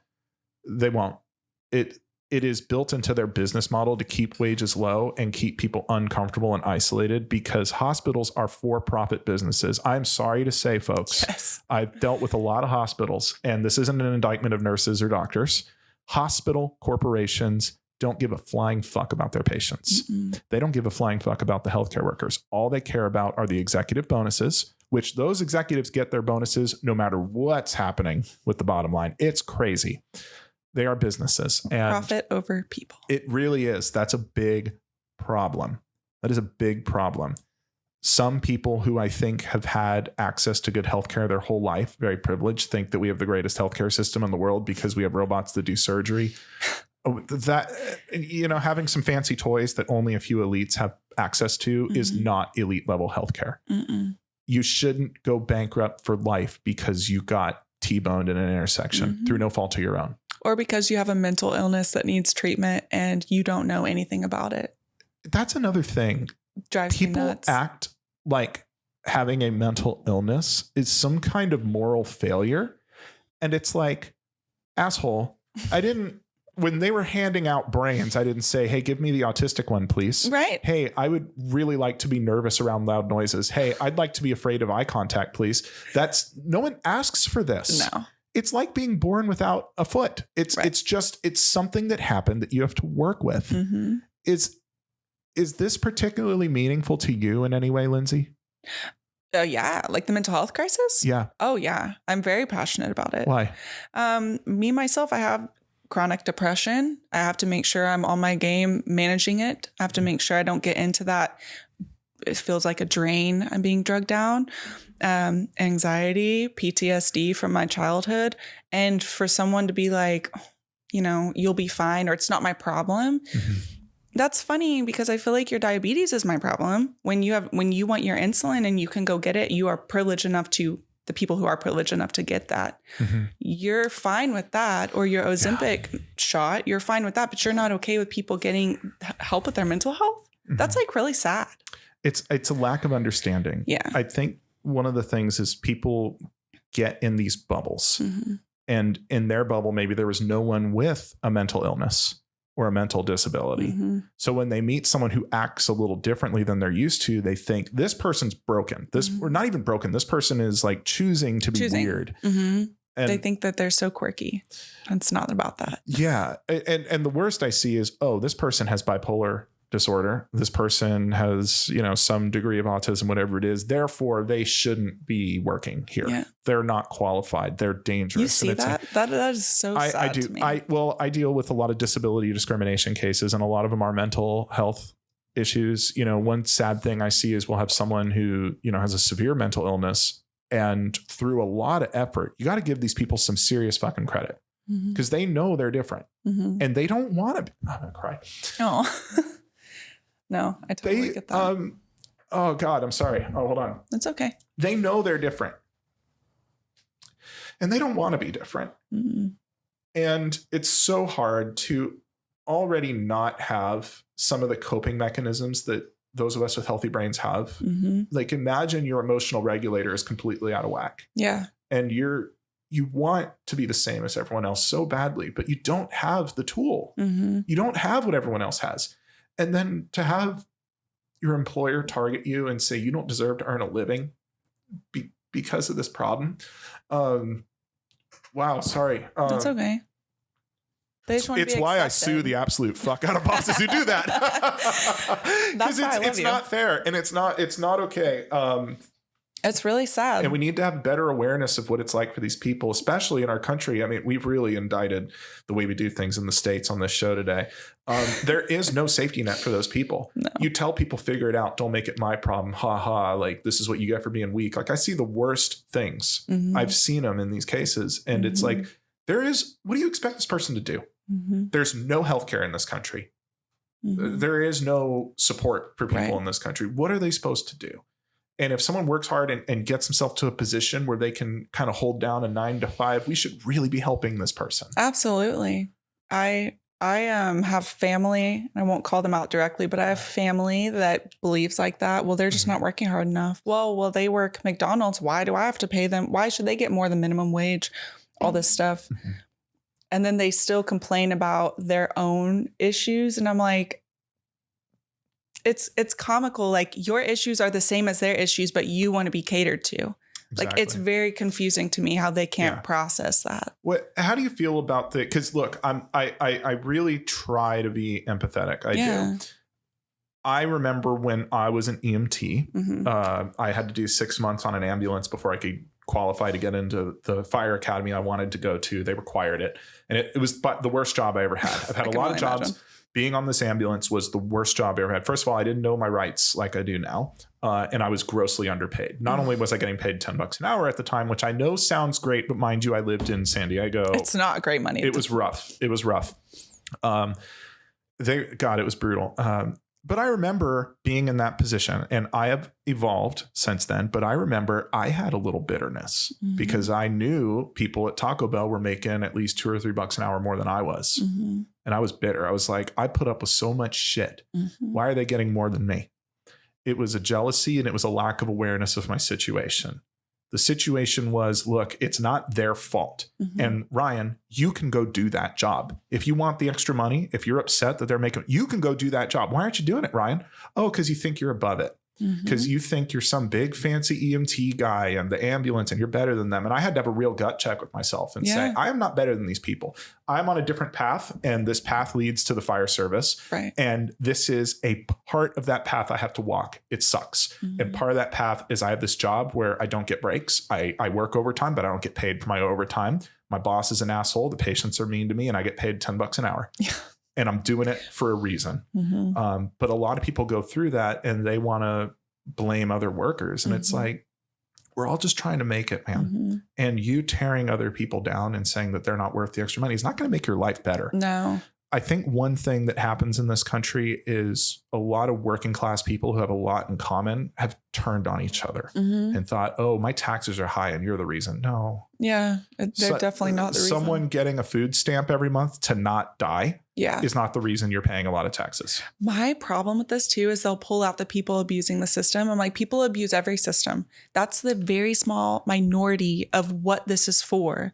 So don't bring that up in conversation, because that's not who everyone else is talking about. Well, what some politicians have done, because they need an enemy. All great politicians need an enemy. With FDR, it was fear itself. We have nothing but fear itself. With some politicians now, I've seen kind of two camps. Basically, it's the billionaires are the problem. We need to tear down billionaires. We need to kill billionaires. They're the ones who are causing all the pain. And then the other side is saying, no, it's poor people and immigrants. They're coming into this country. They're bringing drugs. They're taking free housing. Don't you know immigrants are getting free housing? They're not getting free housing. That's stupid. That's not what's happening. And even if they were, good. It's better that we have some kind of social safety net where we say, hey, if things go really bad for you, you have a major medical emergency and you can't work anymore, you're not on the street. Right. You go into some kind of housing program and you're going to be okay. That's a good thing. But people really got so protective over someone's taking things from me. We were talking about looking at people who are in a desperate situation and earning very little. I mean, How do you respond to someone who is convinced that that poor person who is accepting welfare payments or accepting unemployment, what is your response to someone who really thinks that that person is their enemy? Something I've learned is that the people that think that they're not here to listen to what you believe or the education you have, because I have family that thinks that way. And I'm like, then I can't. I have tried every which way to kindly approach it, to educate them. But then they think I'm better than, oh, you think you're better than me because you think you're educating me. No, but everyone can be educated on something they don't know. I've not always been this person. I used to be really stupid back, a few years ago, but with education is how I became who I am today. But sometimes you can't. They need they need culture in their life of various forms, and they're not willing to put themselves out there to get it. And again, for that self-awareness to be like, people get really upset about the word privilege too. I'm sure you see that too. And like, that's what I think of when I think of certain family members. I'm like, yeah, they're so worried about that word and what it means that they're not willing to listen to how to help these people. Yeah. Well, no one wants to have their personhood disregarded. No one wants their hard work disregarded. It was what we were talking about in the very beginning. People want to be recognized for what they do. And sometimes when people hear the word privilege, and some of my friends on the left are 100% to blame for this. They took it a little too far. Absolutely. I'll be first to admit. Either extreme is an extreme. Yeah. I think in a lot of ways it got taken too far and it made people feel threatened. Yes. I am a white man who speaks very clear English. I'm tall. I have a lot of benefit just from those couple of things. I have a lot of advantages. It's not fair. It's not fair. I will go into meetings and people just assume I am the boss. I've done nothing. I haven't opened my big stupid mouth. And the minute I do, they're going to go, oh, that guy's not the boss. That's not true. But no, there is a little bit of an advantage now. Now, me saying that I have had friends and family who have supported me, not financially. I didn't get any financial support, but I had love. That's big. It's huge. I had something you didn't have, Lindsay. Look, we had a problem, but mostly stable household. Yeah. Every household has their thing. But no one spit on me or threw a dish at my head. That's a privilege.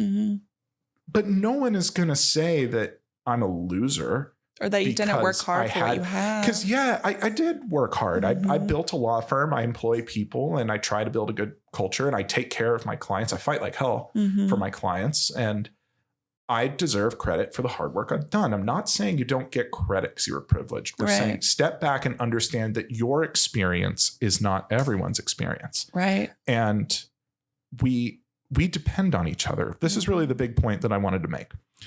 You may think that a person who takes welfare is not working as hard as you for what they have, but you really think that they wouldn't have more if they could? And you depend on this person's well-being, whether you know it or not. If you're a skilled tradesman, for example, and you worked really hard to get to that trade and you're upset that someone's on welfare getting money, not working while you're working hard, you depend on that person being able to afford things and buy things. You need them using their plumbing. You need them using electricity because that's your job, is to keep things running. Right. You depend on people being able to participate in our economy. So when you see someone getting some kind of, maybe you call it a handout, try not to be angry. Maybe you wish you were getting something. Maybe that's something we need to address. If you feel that you are in such a desperate strait that you need help and you're not getting it, that's not the failure of the person who is qualifying for some program. Right. That's a societal failure. Somehow our society has not built a system where you feel that you're working hard and getting some kind of return on it. And please don't blame the people who accept some kind of social support. If anything, get mad at the PPP loan people. Yeah. I bring this up a lot in my some of my lives and interviews I do. One of the first things I do in a employment lawsuit is I evaluate the credibility of the manager or the employer who's at the heart of the problem. Maybe I have a sexual harasser and he's trying to say, no, the girl you're representing, she wanted it. She asked for it. She wanted my attention. She loved every minute of it. This was consensual. This is what they say in these cases. This is what happens. That's why I would lose my head. It's tough. Yeah. It's tough. And my staff have seen these go down and it really does happen. The other attorneys come out and say, well, your client posted pictures of herself in a bikini. So clearly she wanted this manager. Like she's attracted to powerful men. I've heard that a lot. It's bullshit. But so they have the right to raise that argument in court, but I have the right to attack their credibility and show the jury, you should not believe what this person says. This person is a liar. And so the first thing that I do is I look up PPP records. And for those who don't know, PPP is the Payroll Protection Program. It was a massive aid program set up by our government to protect people's jobs during the COVID shutdown. It was to keep payrolls running because someone in government knew that having a lot of unemployed, desperate people is not good for the country. So they decided to do that. I think it was the biggest mistake ever. Those should have been direct payments right to people because an alarming amount of employers had fraudulent PPP applications. They lied about their businesses. Or if they accepted the money, which they qualified for rightfully, they bought Rolexes. Oh my God. They bought cars. They bought secondary homes. I'm not saying the PPP loan system is what caused this, but if you look around your community and just look up Rolex availability, wait lists mile long, that started in the pandemic era. There was this massive influx of new money and these people fucking stole it. And so where am I going with this? I use it in cases to show a jury, hey, don't believe when this harasser says that my client wanted to be harassed. He's a liar. How do I know he's a liar? Here's his PPP loan application that he submitted to the government. He lied to the government. If he's going to lie to the government, there's a chance he's lying to you too. He got this much money. He fired this many people. And by the way, here's the video deposition. Look at that nice Daytona on his wrist. I wonder where that money came from while he's laying people off and claiming that he has no money. So maybe we don't take this person's testimony so heavily. I do that for strategic reasons for my clients, but it's really given me a gauge of just how much wide scale abuse there was. And this is really the point I was trying to make. It's very disingenuous to attack people who are barely surviving. People live in shitty little studio apartments with 3 roommates just surviving and look at them and say, oh, that's a welfare queen. They don't work. They're lazy. They're terrible. That person is not doing anywhere near as much damage to your life than someone who accepted $1.5 million in PPP loans, fired a bunch of people anyway, and then just fucked off to Portugal. Right. That person is your enemy, if anyone. And even that, I mean, people don't have a proper understanding of how big our economy is and how interconnected it is. Even that kind of fraud, as big and wide scale as, doesn't really affect you directly. Right. Yeah. But it definitely affects you more than a poor person getting a food stamp does. Right. It's just utterly insane to me that people just can't care about other people, even just a little bit. It goes back to that survivalist mindset. Yeah. I'm struggling. Why do they get help that I didn't? You know what? Video really helped me understand things like this, or like privilege. I can't remember what it's called, but there's a teacher that lines up his like 4th grade students. Have you seen this? Oh. And they take a step forward at this, take a step forward at this, and then race to the finish line.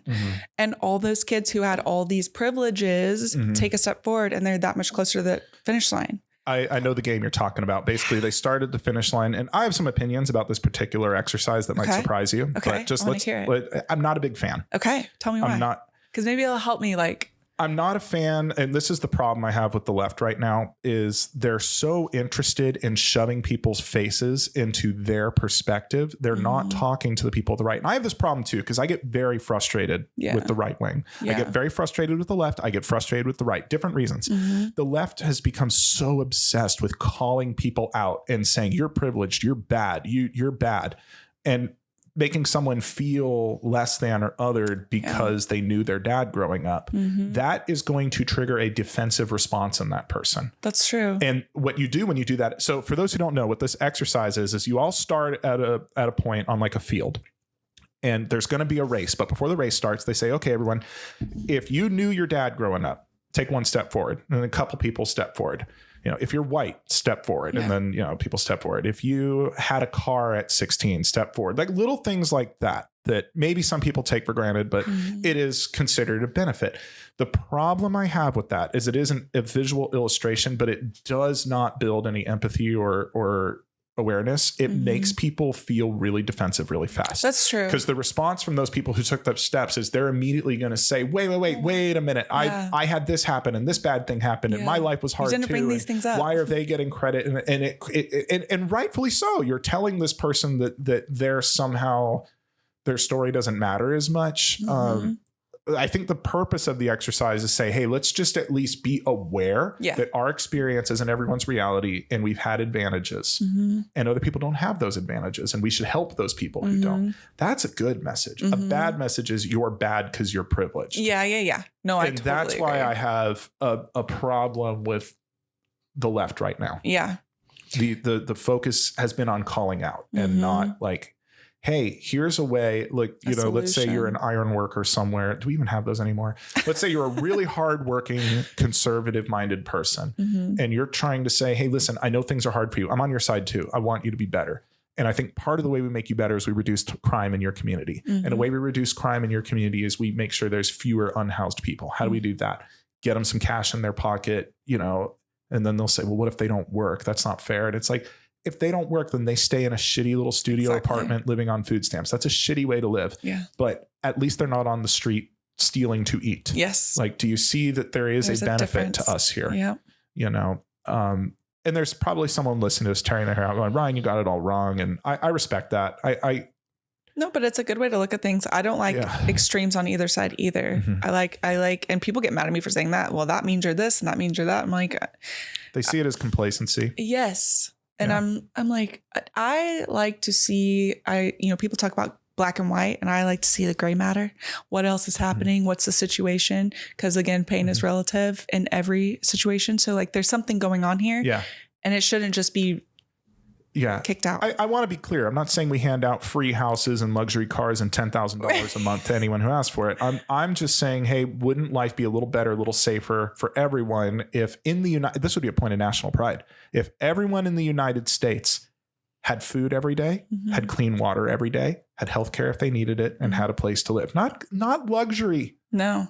Those are not luxury and that's things. where people get all defensive. They're like, wait, why does their house get to be better than mine? I'm talking government housing. It's not glamorous. A roof over your head. But the idea here is, what a point of pride. We could point to our country and say, look what a great thing we've built. Yeah, we got a lot of big missiles, whatever. But if you are an American, you don't go hungry, you don't go thirsty, and you have a roof. How exciting is that? Look at this cool thing we built. I feel like both sides can get on board with that. You would think, but they don't. I think the benefits. Are you running for president? No. Oh. You got to be fucking nuts to do that. Are you kidding me? I know. I do not know how they do it. Are you kidding me? But you had a lot of good points. I was like, oh, yeah. No. Do you want to be president? Absolutely not. Are you sure? Sounded like it was your idea.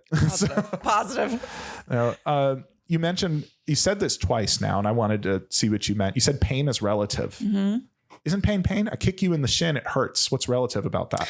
I think what I mean is when I do talk about my background, it never fails. Someone will message me and say, I've felt this way. I've felt suicidal. I've felt X, Y, and Z, but my parents didn't do that. I have a loving family. I have a roof over my head. I have all the things that you didn't have, but I still feel that way. It's not taking away from how you feel. You should. It's okay if you feel that way. It's normal. So just because you didn't have childhood trauma doesn't mean you're not going to have some issues in life that need to be taken care of. It's not an indictment of someone's value as a human being. Just because your dad didn't hit you as a kid doesn't mean you don't have every right to be having a human experience. Exactly. Meaning, that's why I don't like the privilege game, the walking thing. That's true. Because it devalues real experiences people are having. It's like, I grew up in a wealthy neighborhood, but my father touched me inappropriately growing up. But you're telling me that I don't have a place to speak on those issues because of certain. And I think that's where people get defensive. Yeah. And I think that's where people stop listening to each other and start attacking and start doing comparisons. Like, oh, look how bad mine was worse, because they're trying to compensate for that. And at the end of the day, I think you're right. Pain is, and you're not a weaker person just because maybe you didn't have it as bad as someone else and it's affecting you differently. You're not weak. It's not weakness. I think it's really, I'm not trying to be like cliche, but it's very admirable. And it says you're strong when you want to come out and be like, something's not right. And I want to fix it. That's very strong-minded of you versus weak. I hate that people think they're weak or crazy because they need a therapist or broken.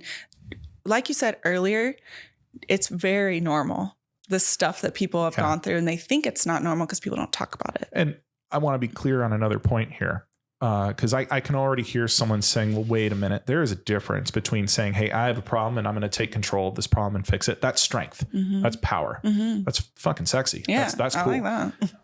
It's weakness to complain and whine with no intention of trying to do anything. Yes. And using it as a crutch or using it as an excuse or a crutch. I drink because my dad drank. I hit because my dad hit. I hate because my dad hated. I mean, I keep mentioning dads. Maybe I need to give my dad a call. Sorry, I keep using dad as an example. No, I love my dad. No, but that's it. There's a difference. Yeah. And I think too many people have improperly blended the two without really paying attention to the difference. It is weakness to just, woe is me. Life is so hard, to make it everyone's problem and take no control of it. But to say, hey, I don't have the tools for it. I'm going to fuck up a lot. I don't know what I'm doing, but I have a problem. I'm trying. And it's okay to regress. Yeah. It's absolutely okay. Drinking is a great example. It's okay to say, I went a whole week without a drink and then, oh my God, I had a night. And it's okay. You went a week without. And we're going to try again. It's okay. Exactly. Just keep acknowledging it. Keep talking about it. Don't make it everyone else's problem and use it as a crutch. Right. Right. And I say that with utmost respect that there are people with alcoholism maybe listening, and it is a true chemical dependency. 100%. It is an illness just like catching flu. You don't ask for it. Has a lot more than that. Yeah. You mentioned that you had depression. Is there anything else? Depression, anxiety, PTSD. Those are the things I've been diagnosed with. Your depression, I was on medications for 3+ years. Nothing wrong with medications. People get concerned when I say I'm off of them now. Oh, it's because you don't believe in meds and big pharma. People throw around off your meds. Yeah. And I get where it's coming from. It's a pretty hurtful insult, but. Yeah. And I'm like, well, me and my psychiatrist and my therapist have made this plan. I've been in therapy for 3+ years. I have healthy coping mechanisms now that we want to try without medication. So 6 months, or it's been 6 months now, I've been off medications. Now I'm at a baseline. And can I use these healthy mechanisms that my therapist has now given me to try instead of my meds? Totally fine. If I can't, I'll go right back on meds, and there's no shame in that. I've already done this once, and I had to go back on my meds. Nothing wrong with that. If you're on meds and you can't get off, nothing wrong with that. I just want to take a minute, and I really mean this, Lindsey. I admire you a lot. I really look up to you. You are killing it in your profession. You're killing it so hard that you're now sharing with people how to make more money as a travel nurse, how to live better and deal with the politics of a hospital. You've been through the worst of it, and you found a way to make it helpful for other people.